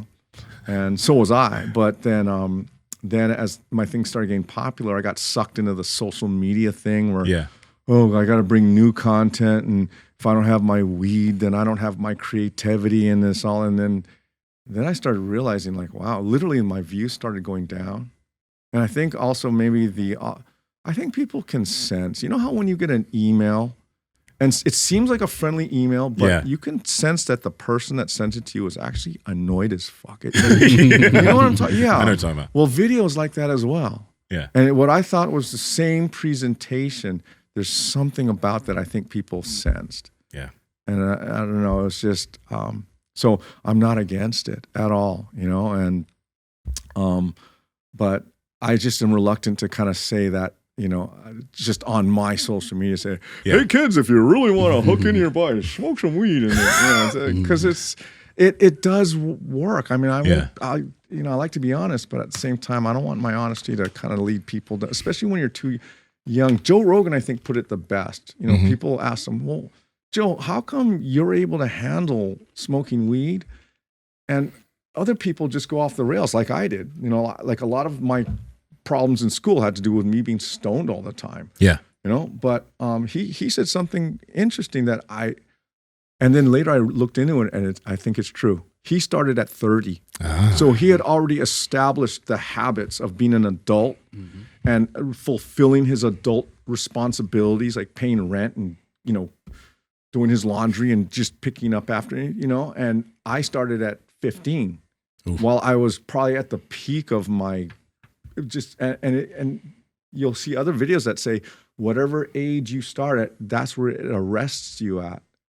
Oh shit. You know, and I believe there's a component of that because I still, I started that young, and there's still, if you ask my wife is a combination of my wife and my mom. She has to sometimes, you know, talk me through some stuff that you think, guy at my age, you're like, what the fuck, man, you're 54? And, you know, but yeah, there's certain things that it arrests you at. Yeah. So, you know, it gives and it takes. And, but yeah, no, weed, you know, if you, I don't know how much, you guys okay on time? Nope. Okay, sorry. No. Are you finishing up? Or are you? I'm done. I we're think good. Where that's can people great. find you? Was that? Where can people find you? Oh, okay. Sorry, we're still at Bill Maeda on both TikTok and Instagram, and Fit Pro Hawaii at Fit Pro Hawaii on YouTube. There you go. Yeah. I'm at Mark Smelly Bell. My tip for the day is to get a heart rate monitor because when you're doing some activities, you don't really have any idea where your heart rate is. And I threw one on today for my run, and it was like a lot different than I thought. So get an actual heart rate monitor, not just using your watch. I'm at Mark Smelly Bell. Strength is never weak. This week is never strength. Catch you guys later. Bye. Yes. Cool.